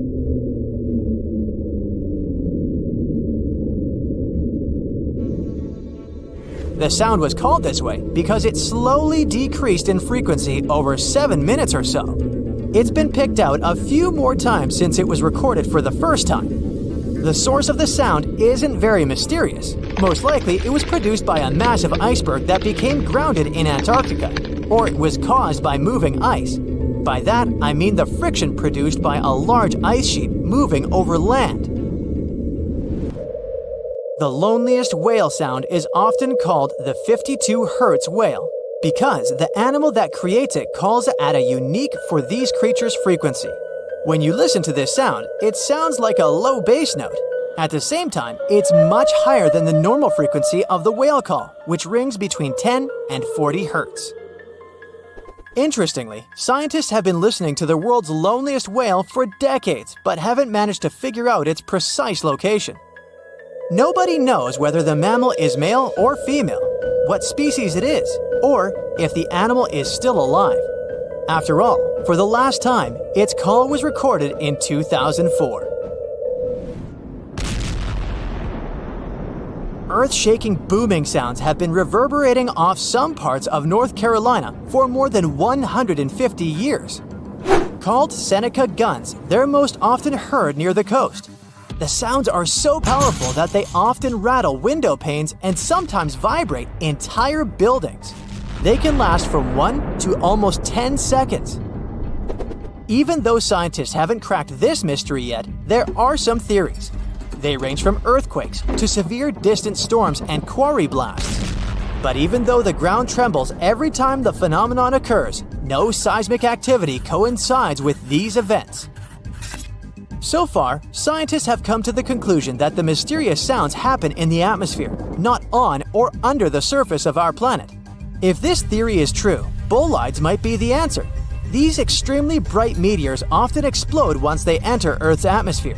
Or Seneca guns might be born in the ocean. Sometimes, when enormous waves collide far away from the shore, you can hear it, even if you're nowhere near the coast. Seneca guns are a type of skyquakes. You don't need to travel to a particular part of the world to hear one of those. Mysterious sonic booms ramble from the sky everywhere, from the US to India and Japan. Just like Seneca guns, this sound phenomenon occurs mostly near the coast or a big body of water. Rattling glassware and windows in the nearby houses, skyquakes could be connected with ultra-fast airplanes breaking the sound barrier. But people started hearing the first skyquakes in 1824. The theories trying to explain this phenomenon include sand dunes shifting, meteors entering the atmosphere, distant volcanoes erupting, Earth's crust cracking during earthquakes, and even gas bursting out of underground vents in the sea or lake bottom.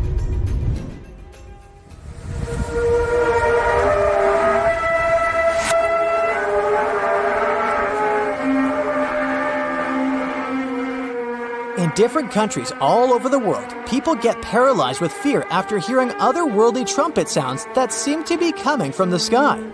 The inhabitants of the US, Canada, Australia, Germany, and the Philippines have already heard this hair-raising noise since it was first recorded in 2008. These sounds are sometimes called the sound of apocalypse. And although until recently, nobody could understand the origin of the sounds, NASA claims that there is nothing to be afraid of.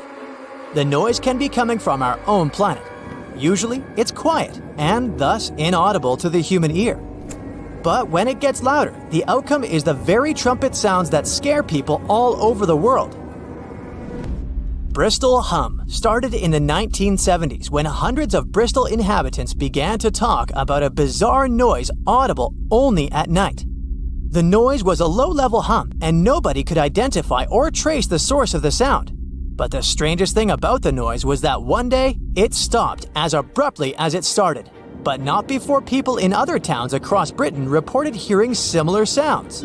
Some time ago, the mysterious sound returned. In 2015, a group of French scientists claimed that they had solved the mystery of the Bristol hum.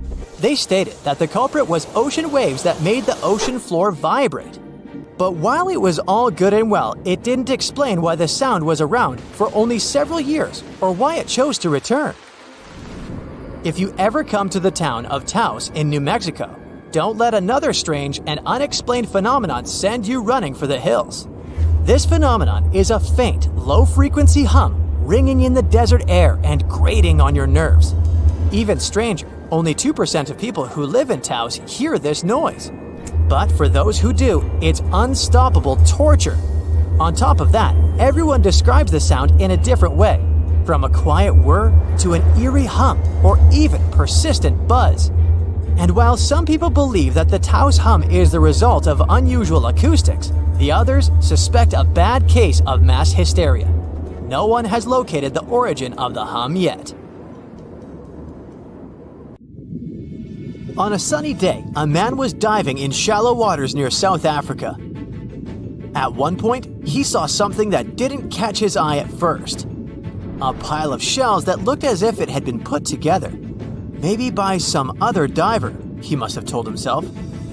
But out of all these shells came the most unusual of creatures, an octopus. The gorgeous underwater animal looked straight at the man before swimming away. Impressed by his new acquaintance, the diver started visiting the octopus every day. He watched it use shells and seaweed to protect itself and learned how it hunted and cared for its eggs. All these encounters became the basis for a now famous documentary.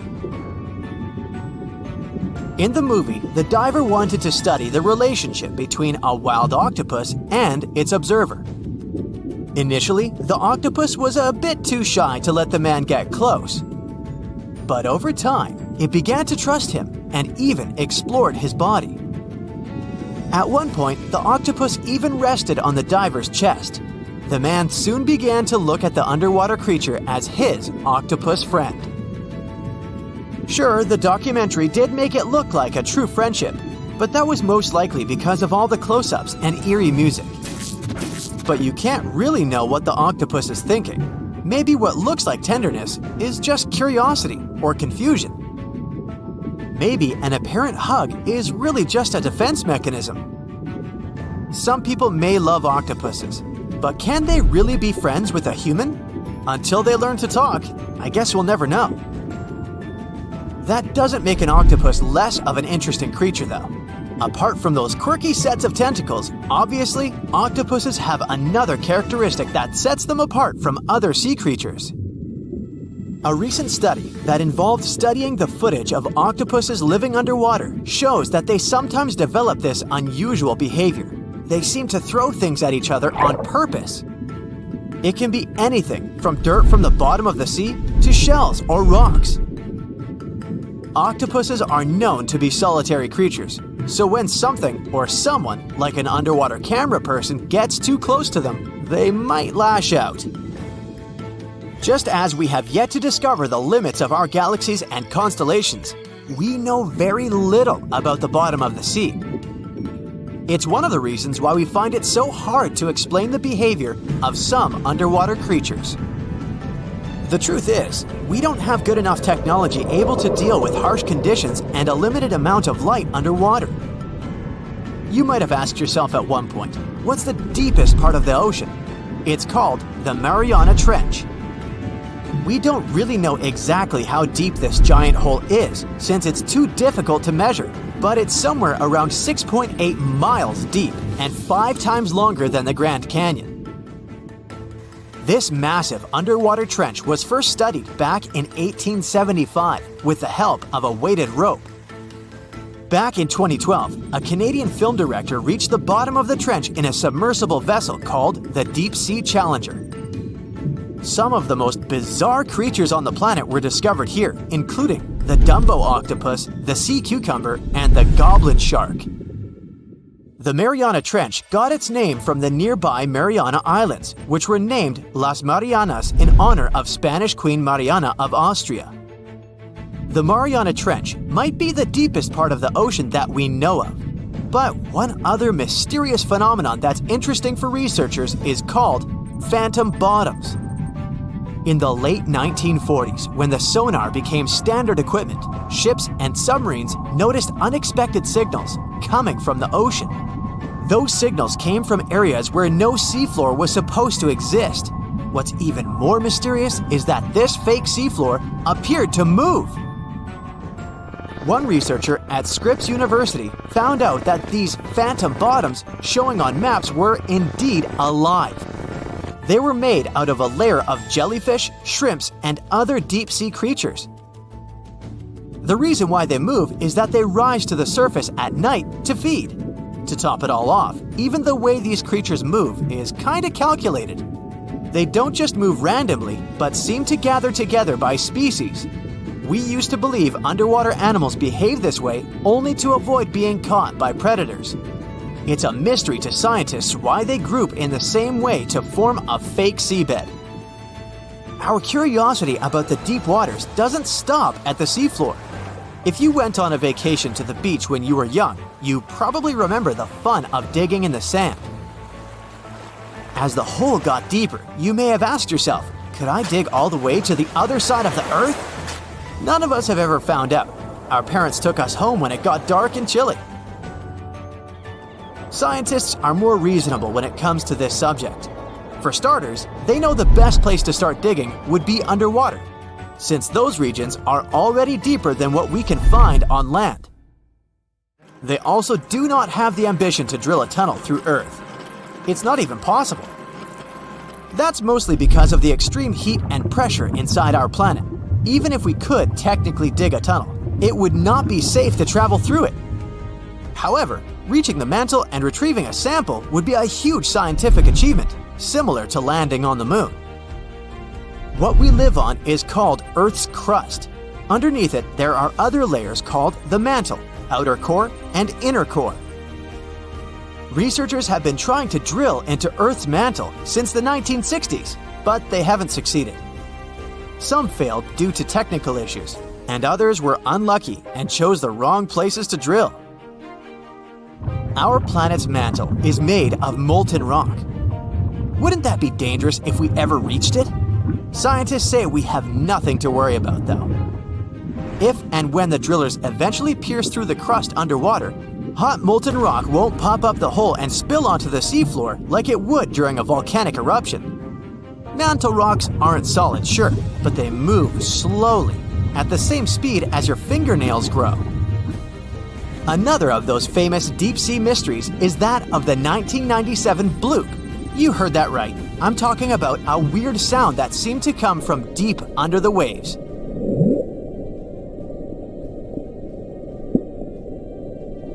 People heard it in the South Pacific.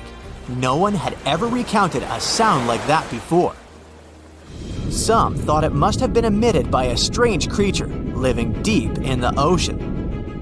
It didn't help that the noise came from a location mentioned in a story by famous writer H.P. Lovecraft.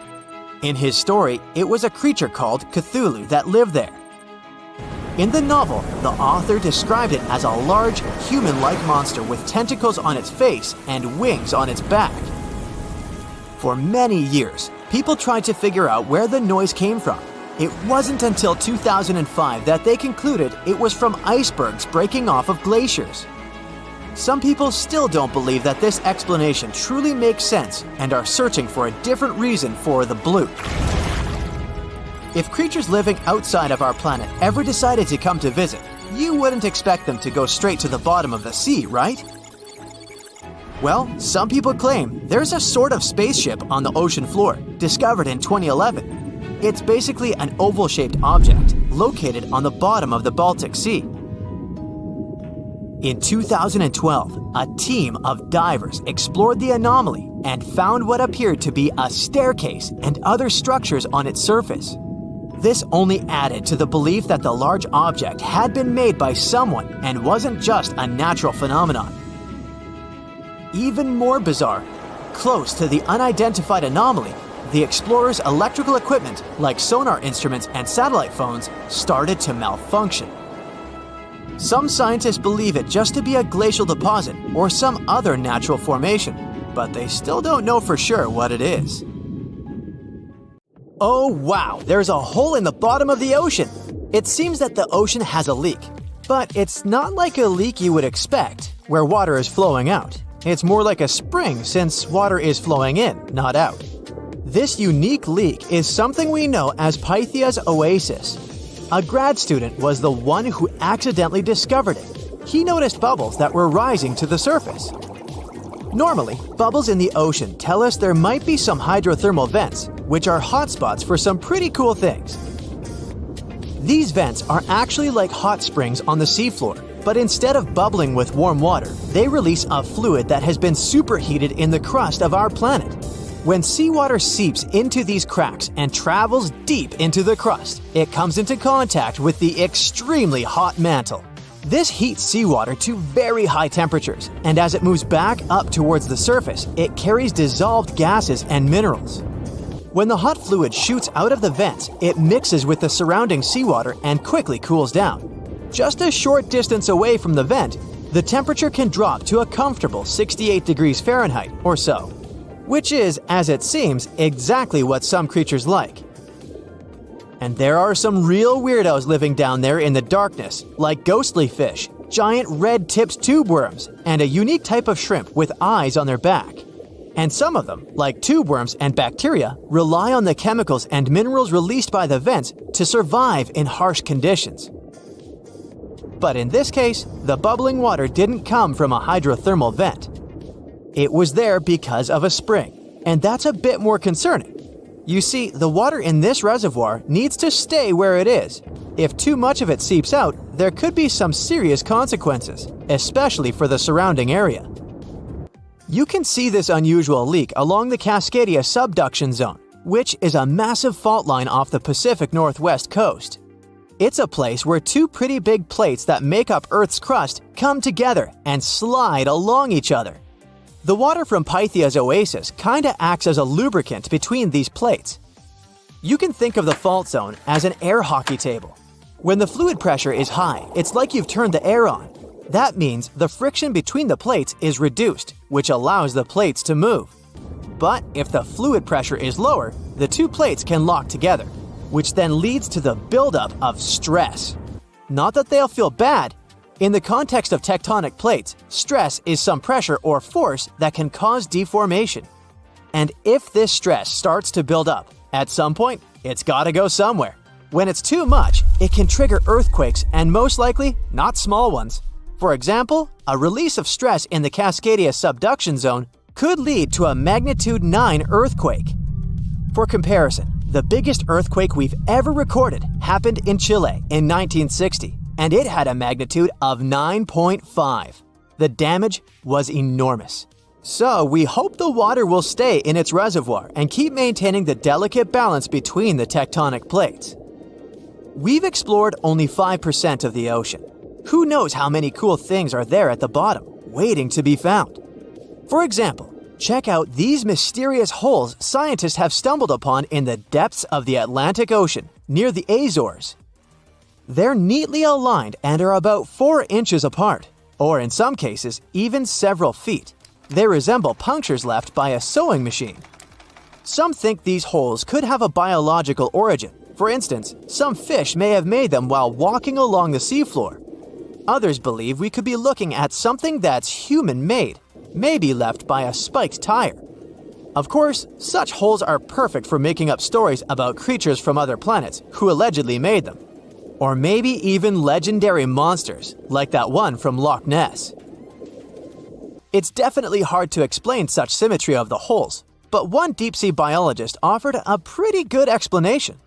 He said there could be an animal burrowing beneath the sediment, and from time to time, it could make little chimneys just to get access to clean water circulation in its small burrow.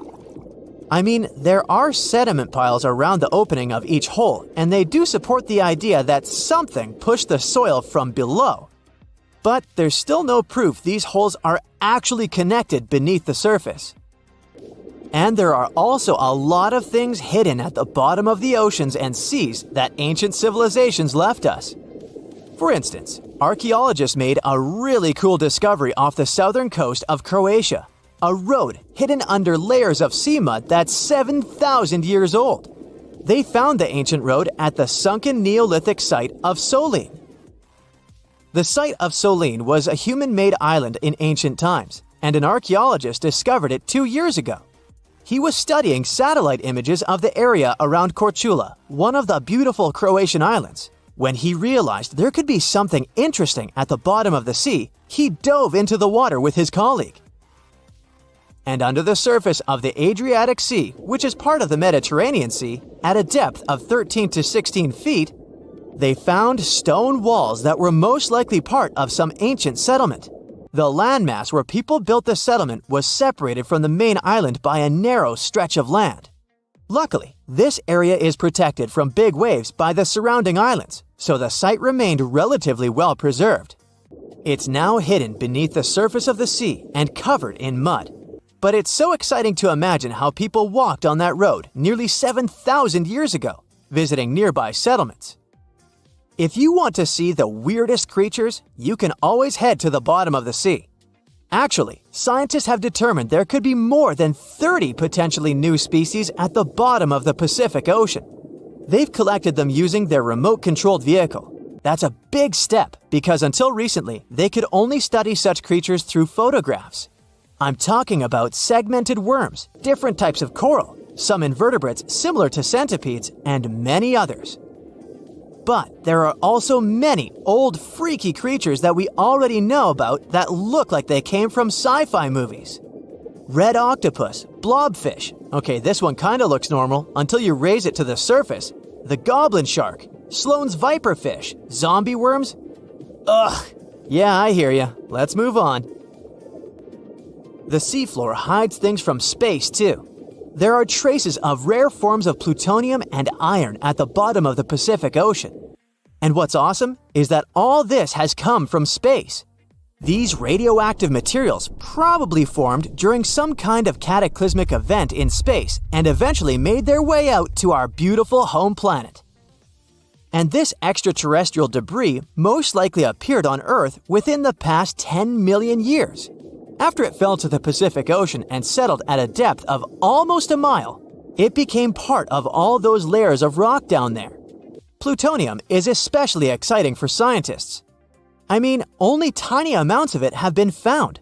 Hundreds of atoms maybe. But it's still remarkable because these atoms are created by exploding stars. Things like this can help us better understand how the universe produces elements heavier than iron, like plutonium, gold, uranium, and platinum. We're still not sure about the origins of these elements. For a long time, scientists believed that supernovae, which is when a star comes to its end in a fabulous explosion, were responsible for creating these heavy elements. But it seems it's not just that. Some other cosmic events, such as the collision of neutron stars, which are super dense collapsed stars, or some rare types of supernovae, could also be involved. Whoa, let me get my popcorn. Wow, this port is so buzzing. Thousands of people come here every day to work, cargoes come and go, fishers are weighing their catches for the day, and even posh cruise ships pop in here to show this idyllic place to all the people on vacay. The ocean shore is fantastic. People walk along the beach eating ice cream or building sandcastles. Oh, and by the way, right now we're standing where the Sahara Desert used to be. Normally our lifetime is too short to see any major changes. We don't notice mountains rise or the way rivers change their course. Entire valleys may be sinking, but it usually takes too long for them to sink entirely. Still, a group of scientists recently noticed there's a new ocean being formed really fast, and we can even witness it appear. Look here! It's the Afar Triangle. There's the Horn of Africa Peninsula not far away. It's the exact site where the sixth ocean is being born at the moment. Wherever you are, you're basically standing or sitting on a tectonic plate.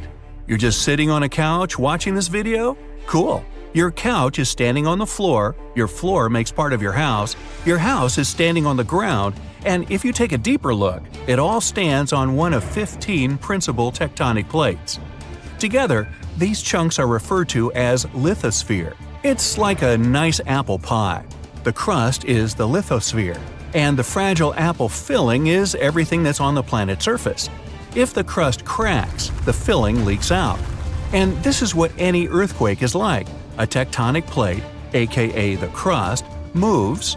The filling, also known as houses and people, is disturbed.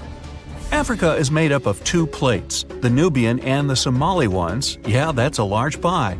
And it seems like these two plates are constantly separating. It leads to an oceanic spreading ridge. It looks like the African continent is literally unzipping a part of it at this moment. A 345 square mile chunk of the Sahara Desert just split, so the magma rose. It triggered a series of earthquakes across Ethiopia, Eritrea, and Djibouti. And it's not just some minor earthquake. There are lots of fumes rising from those fissures, and it smells like sulfur. Phew! The eruptions slowly push the old lava sediments away, which is followed by creation of the new seafloor. The crack is filled with magma, and when it cools, it forms the new oceanic floor. If this process doesn't stop, the Red Sea will finally flood the area, forming the Sixth Ocean, and Africa will be split into two parts. So we'll basically have two Africas. But wait. Neither you nor your grandchildren are going to see that Sixth Ocean. You'll only have 5 of them throughout your life.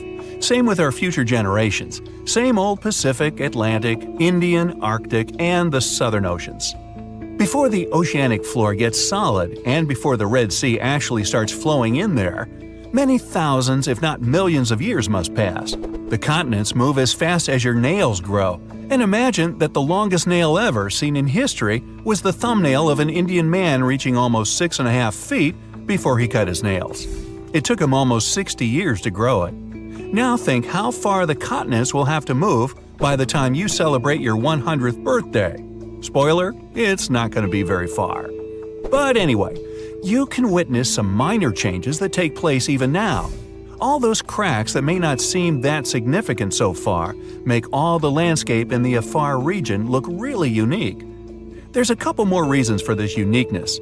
Meet Erta Ale in Ethiopia, the volcano famous for its world's longest-lasting lava lake. It's located in the Afar Depression, also known as the Afar Triangle. By the way, depression refers to the sunken area. There's nothing sad about it. It's not the only volcano in this area. Eritrea, known as the Nabro volcano. It's never erupted, yet the lava in this area is pretty active. More volcanoes are to come because of the tectonic plate movements. They pull away from each other, and the Earth's crust gets thinner. The weaker the area is, the more volcanoes there are.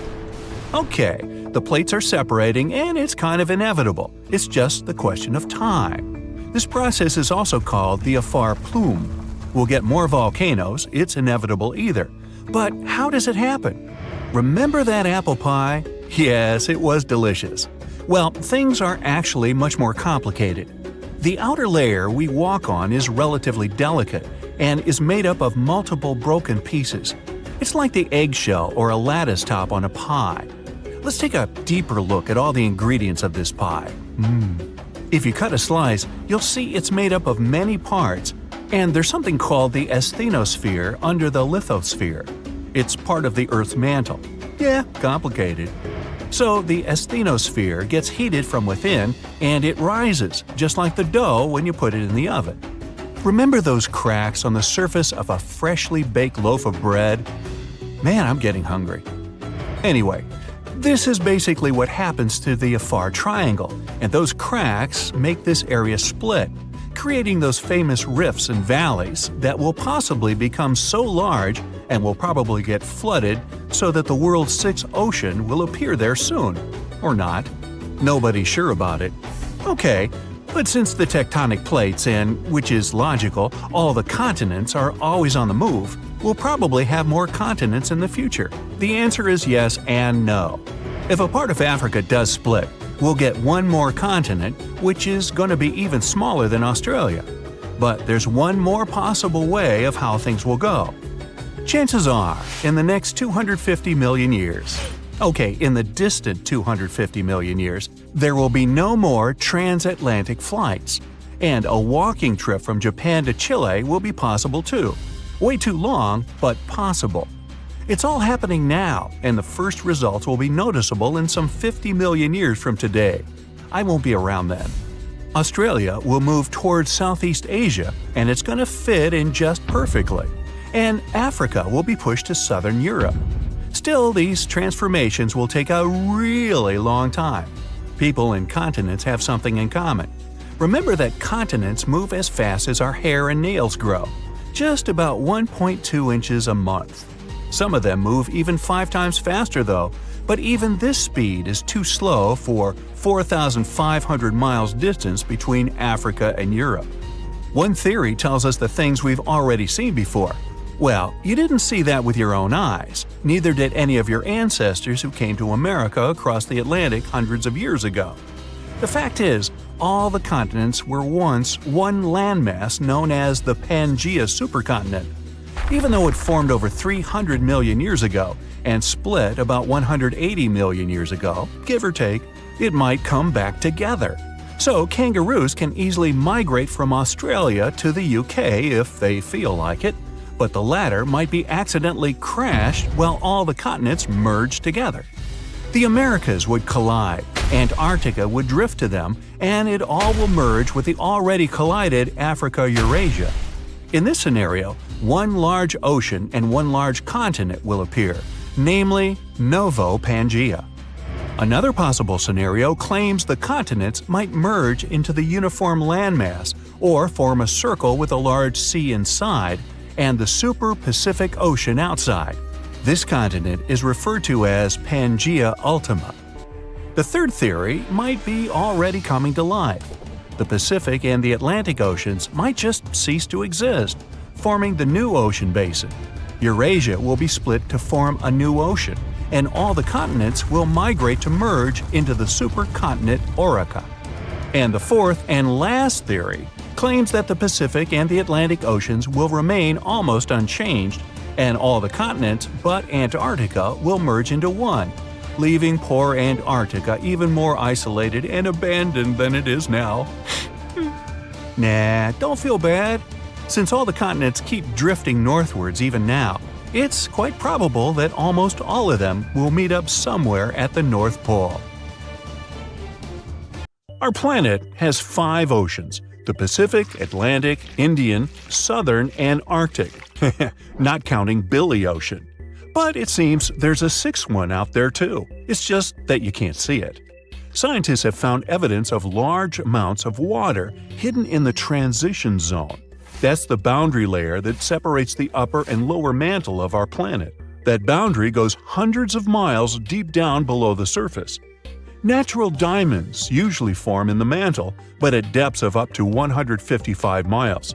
Some of them are very rare. They may come from deeper depths. That was the case with this fascinating diamond that formed 410 miles below the surface. The gem was big enough for scientists to study it and determine what it was made of. They were surprised when the composition of this very rare diamond showed that it was formed in pretty watery conditions. Because of that, such a diamond wouldn't be worth much in jewelry stores, but it was priceless in the lab. So, could this mean there's an ocean under the surface of our planet? It would definitely get us closer to the idea Jules Verne had about this whole magical secret world inside Earth, including the ocean.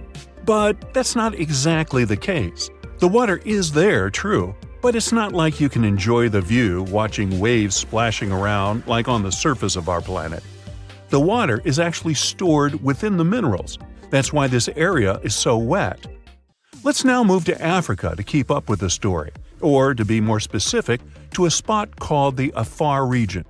It's part of Ethiopia and a place where 3 tectonic plates meet. Tectonic plates are large pieces of our planet's crust that slowly move. These movements cause earthquakes and produce volcanoes, mountains, deep underwater valleys we call trenches, and so on. And the Afar Valley is where the Arabian, Somali, and Nubian plates meet. Together, they form an intersection in the shape of a Y. Why? Let me tell you. These plates are moving all the time. The Somali plate is moving southeast toward the Australian and Indian plates. The Arabian plate is moving north, getting closer to the Eurasian plate. At some point, it will close the Persian Gulf. This movement of plates has created something we call the Great Rift Valley, considering there are, all these cool rifts.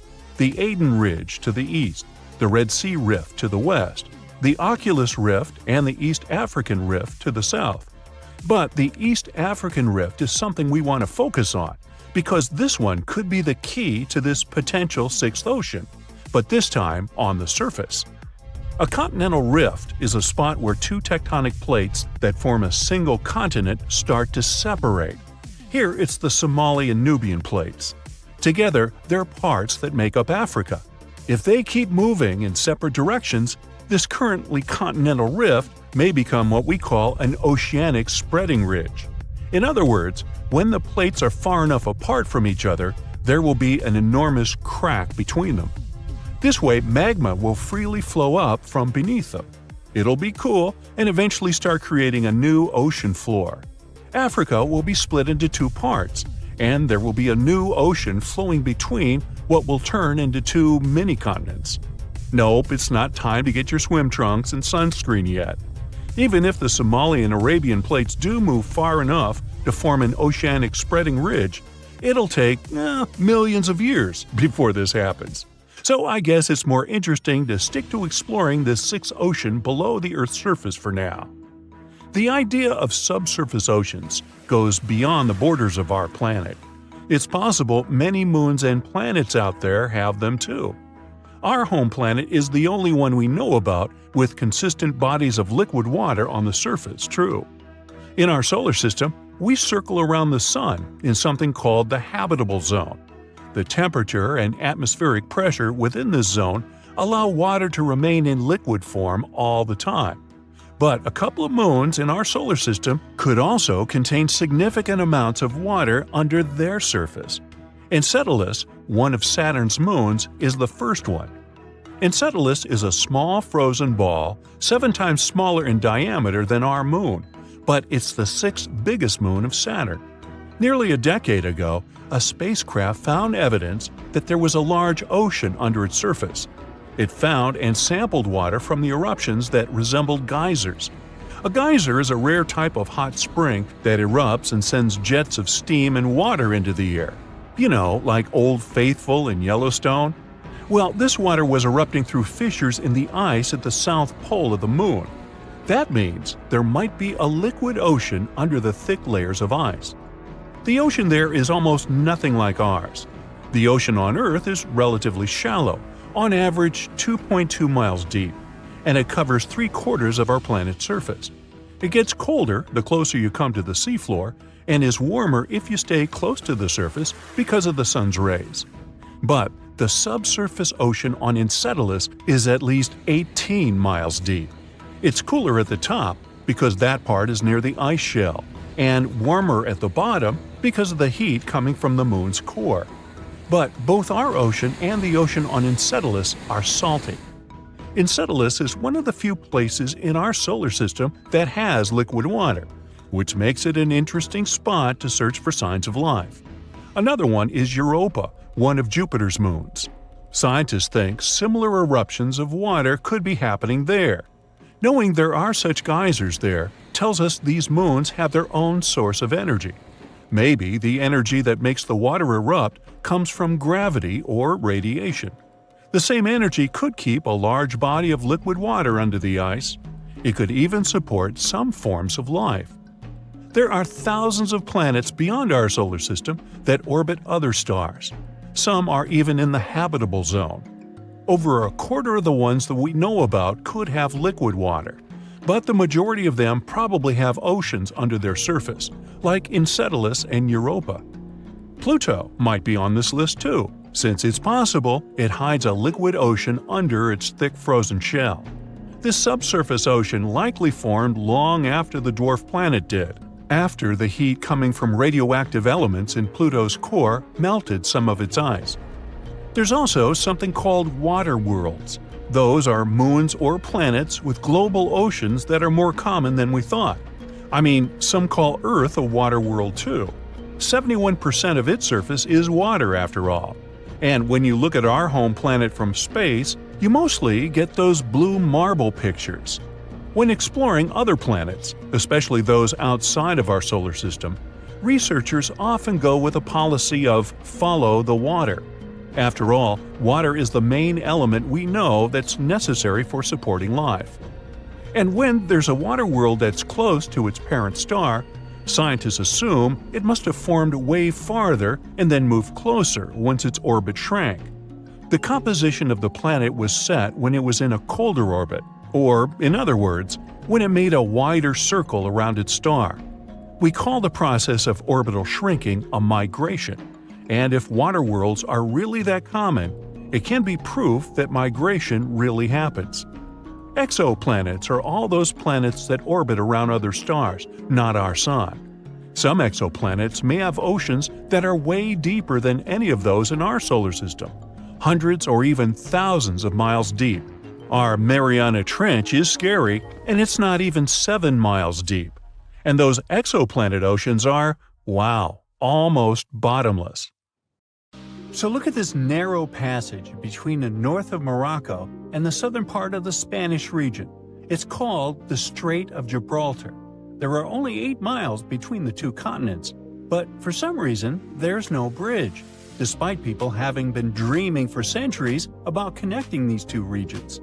There are places in the world where a bridge over water stretches for a much greater distance. For example, the Lake Pontchartrain Causeway near New Orleans, Louisiana, goes for 24 miles, which is 3 times the length of the Hypothetical bridge between Africa and Europe. That's listed in the Guinness Book of World Records as the longest continuous bridge passing over water. It consists of 2 parallel bridges and connects the urban area of New Orleans with small settlements in the north of Lake Pontchartrain. 9,000 concrete piles hold more than 1,000 decks above the water. This large-scale structure was built in the middle of the 20th century. It only took 14 months from the start of construction to its completion. American engineers created a unique technology for attaching concrete piles to the base of the bridge, and this bridge is still functioning. So, what's the problem with building a shorter bridge to connect Africa and Europe? Let's first find out the value of the 8-mile bridge that could connect 2 continents and the reason why everyone is talking about it. In fact, the value of such a bridge would be enormous. Diamonds, oil, minerals, Africa is full of valuable materials, and Europe is happy to buy these things. This theoretical bridge could allow people to transport things for trade quickly and comfortably. But now, the exchange of goods between Africa and Europe is only possible thanks to airplanes and cargo ships, and airplanes are extremely expensive because of hefty fuel price tags. In addition, air travel is often delayed because of bad weather. There are long customs procedures and transportation from the airport to the destination. Ships can also be a problem. The narrow area of the Mediterranean Sea, where the 2 continents are closest to each other, is a dangerous place because of storms and strong currents. The transportation of your diamonds is highly dependent on weather conditions. The second advantage of such a bridge would be the creation of tens of thousands of jobs. People from Europe and Africa would build hotels, ports, parks, and even small towns for each other. The coastal parts of both continents would become a new economic center. And just imagine how much investment those places would attract. Europe and Africa would be much closer than ever before. You could drive from a small Spanish town to a safari park in northern Morocco, buy Moroccan tea, get some argan oil, and go home for the evening. Or you could take a high-speed train across the beautiful Mediterranean Sea. People would open hundreds of restaurants, amusement parks, shopping malls, and a museum next to this bridge. But, unfortunately, it's impossible to build such a bridge, at least at the moment. And here's why. The main problem is the Strait of Gibraltar itself, because of its strong currents and seismic activity.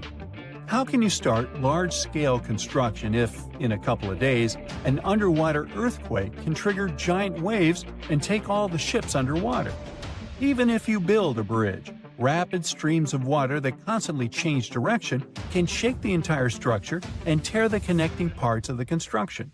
The bridge over the Strait of Gibraltar must have a strong, sturdy system that will withstand seismic activity. Huge resources are required to create such a complex structure. Despite the dangerous passage between the 2 continents, it remains one of the busiest points in the world. It's the only place on the planet connecting the Mediterranean Sea and the Atlantic Ocean. About 300 ships pass through this area every day. Not only merchant ships, but also fishing vessels and tourist boats. There are not so many places in the world where you can watch whales coming out of the water. Not only people, but also marine creatures often visit this passage because of the peculiarities of the sea currents. But we'll talk about that later. Another problem is the depth of the strait. In simple words, any bridge over the water is built on long metal piles. Builders and engineers stick piles into the seabed and use them as a holding base for the whole construction. But installing such piles firmly enough is a difficult task because of the uneven seabed. The seabed has a unique geological landscape, irregularities, and different densities of the Earth's rock. There are also reefs, rocks, and pits. Any seabed requires extensive geological studies before piles are installed. However, the bottom of the Strait of Gibraltar is especially difficult because of its depth, almost 3,000 feet. It's one of the deepest straits in the whole world. Just imagine, you'll need the height of 10 Statues of Liberty to reach the surface of the water from the bottom of the strait. What kind of pile should be used there to hold the entire bridge? Most likely, one pile will have to consist of several parts connected into one large metal rod. And don't forget about seismic activity. Let's say you've installed perfectly strong piles, but the next day an earthquake occurs and destroys the entire structure.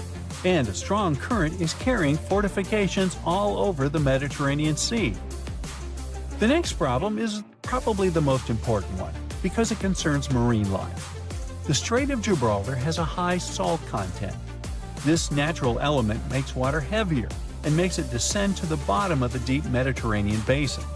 Then, this salt water pushes up cold water from the seabed into the Atlantic Ocean. These changes in water density, as well as fast currents, create sea vortices and turbulence. It's like a raging cauldron of cold water that raises a lot of nutrients to the surface. The hollows and hills of the Strait of Gibraltar are filled with different substances and sunlight, and this creates ideal conditions for the formation of phytoplankton. Whales, dolphins, and other marine creatures adore this delicacy.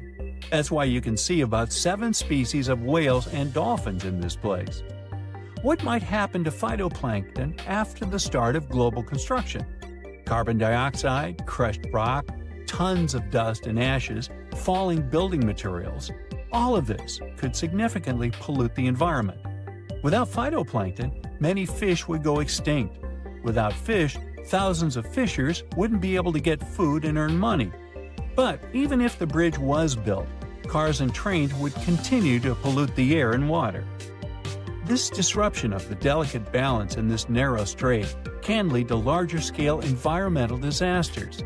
Dolphins and whales may leave to look for food elsewhere, and thus take resources from other marine inhabitants. Like falling dominoes, one problem can follow another. And all this because of one bridge.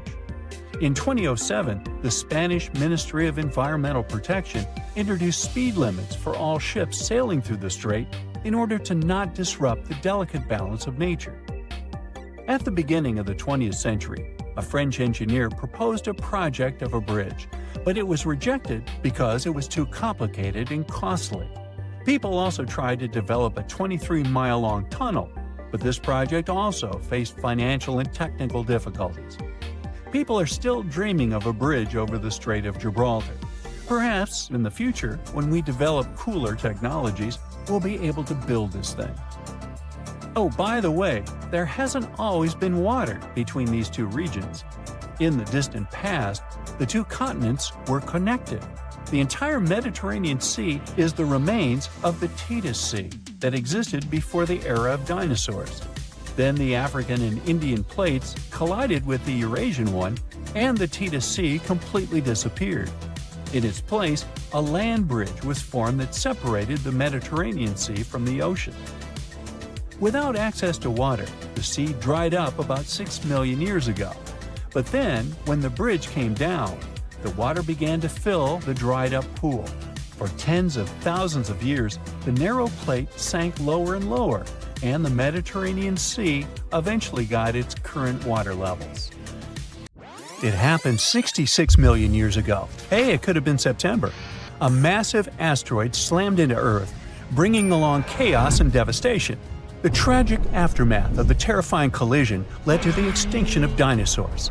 Yes, I'm talking about the Chicxulub asteroid that left a massive crater in Mexico and changed life on Earth forever. And now, it turns out it wasn't the only cosmic rock to hit our planet during that time. Scientists have just confirmed there was another asteroid. This second space rock wasn't as big as Chicxulub, but it still packed a punch. It crashed to the ground off the coast of West Africa, smashing into the ocean and leaving a crater called the Nader crater. And tell you what, it wasn't a small splash. The impact was so powerful, it triggered a whole tsunami. It was more than 2,600 feet high, almost as high as the Burj Khalifa, the tallest man-made structure in the world. But how did we come to the conclusion that there was a second impact? Well, this researcher spotted the Nader crater in 2022.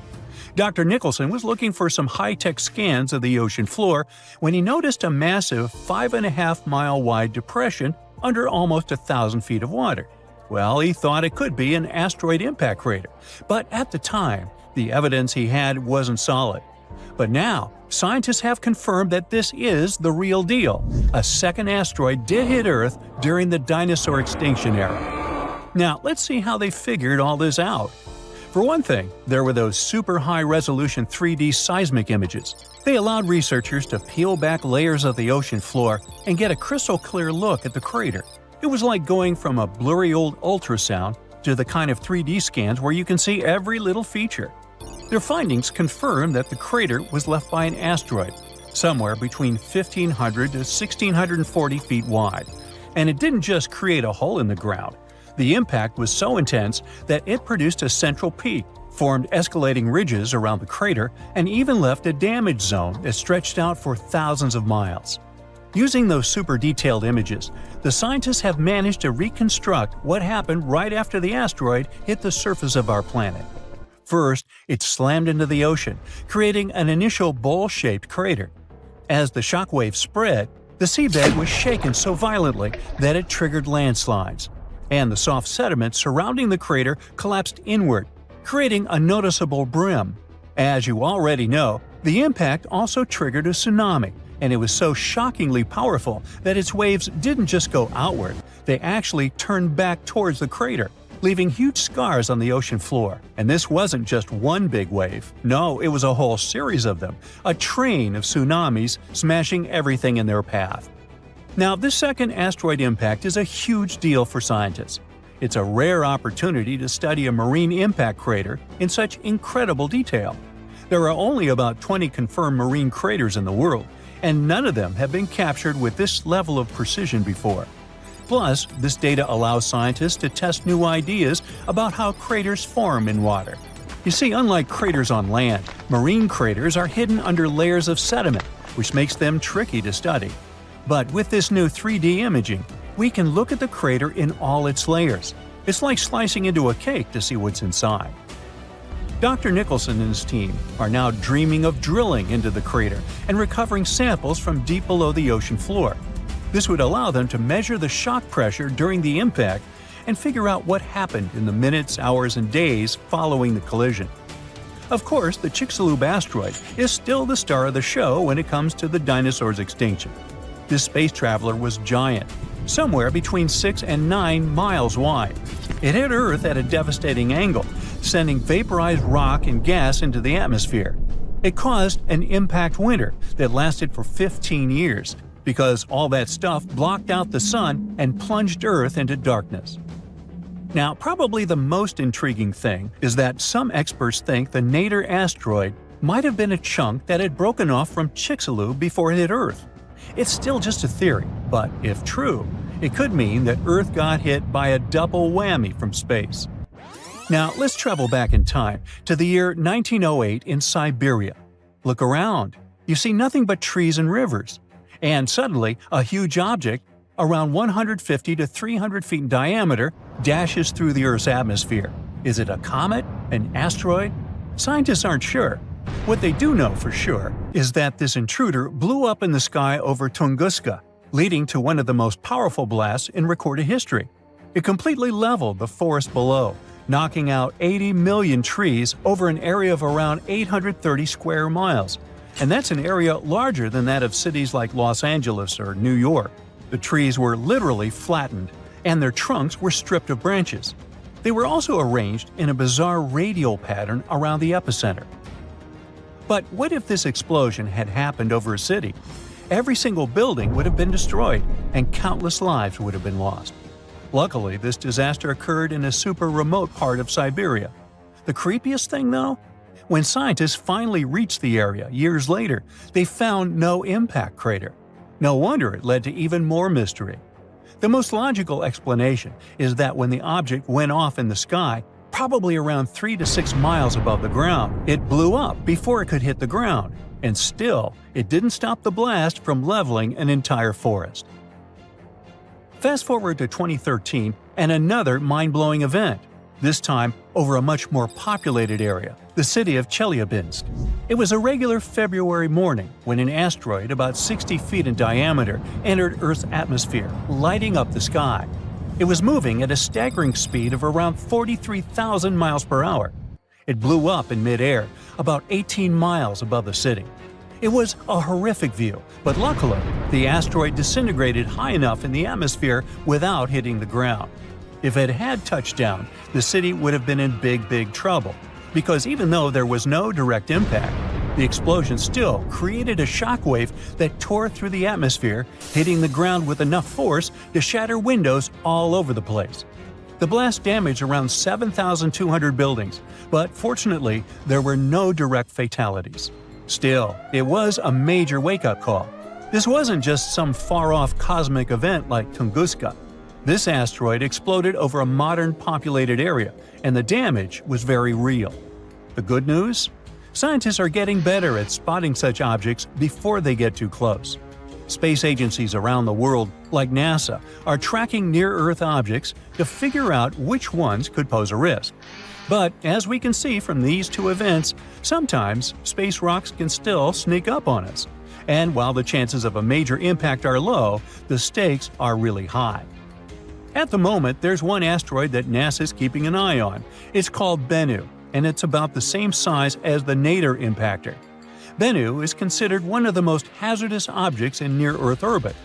According to NASA, there's a small chance it could hit the Earth between the years 2178 and 2290, and the biggest risk date is September 24, 2182.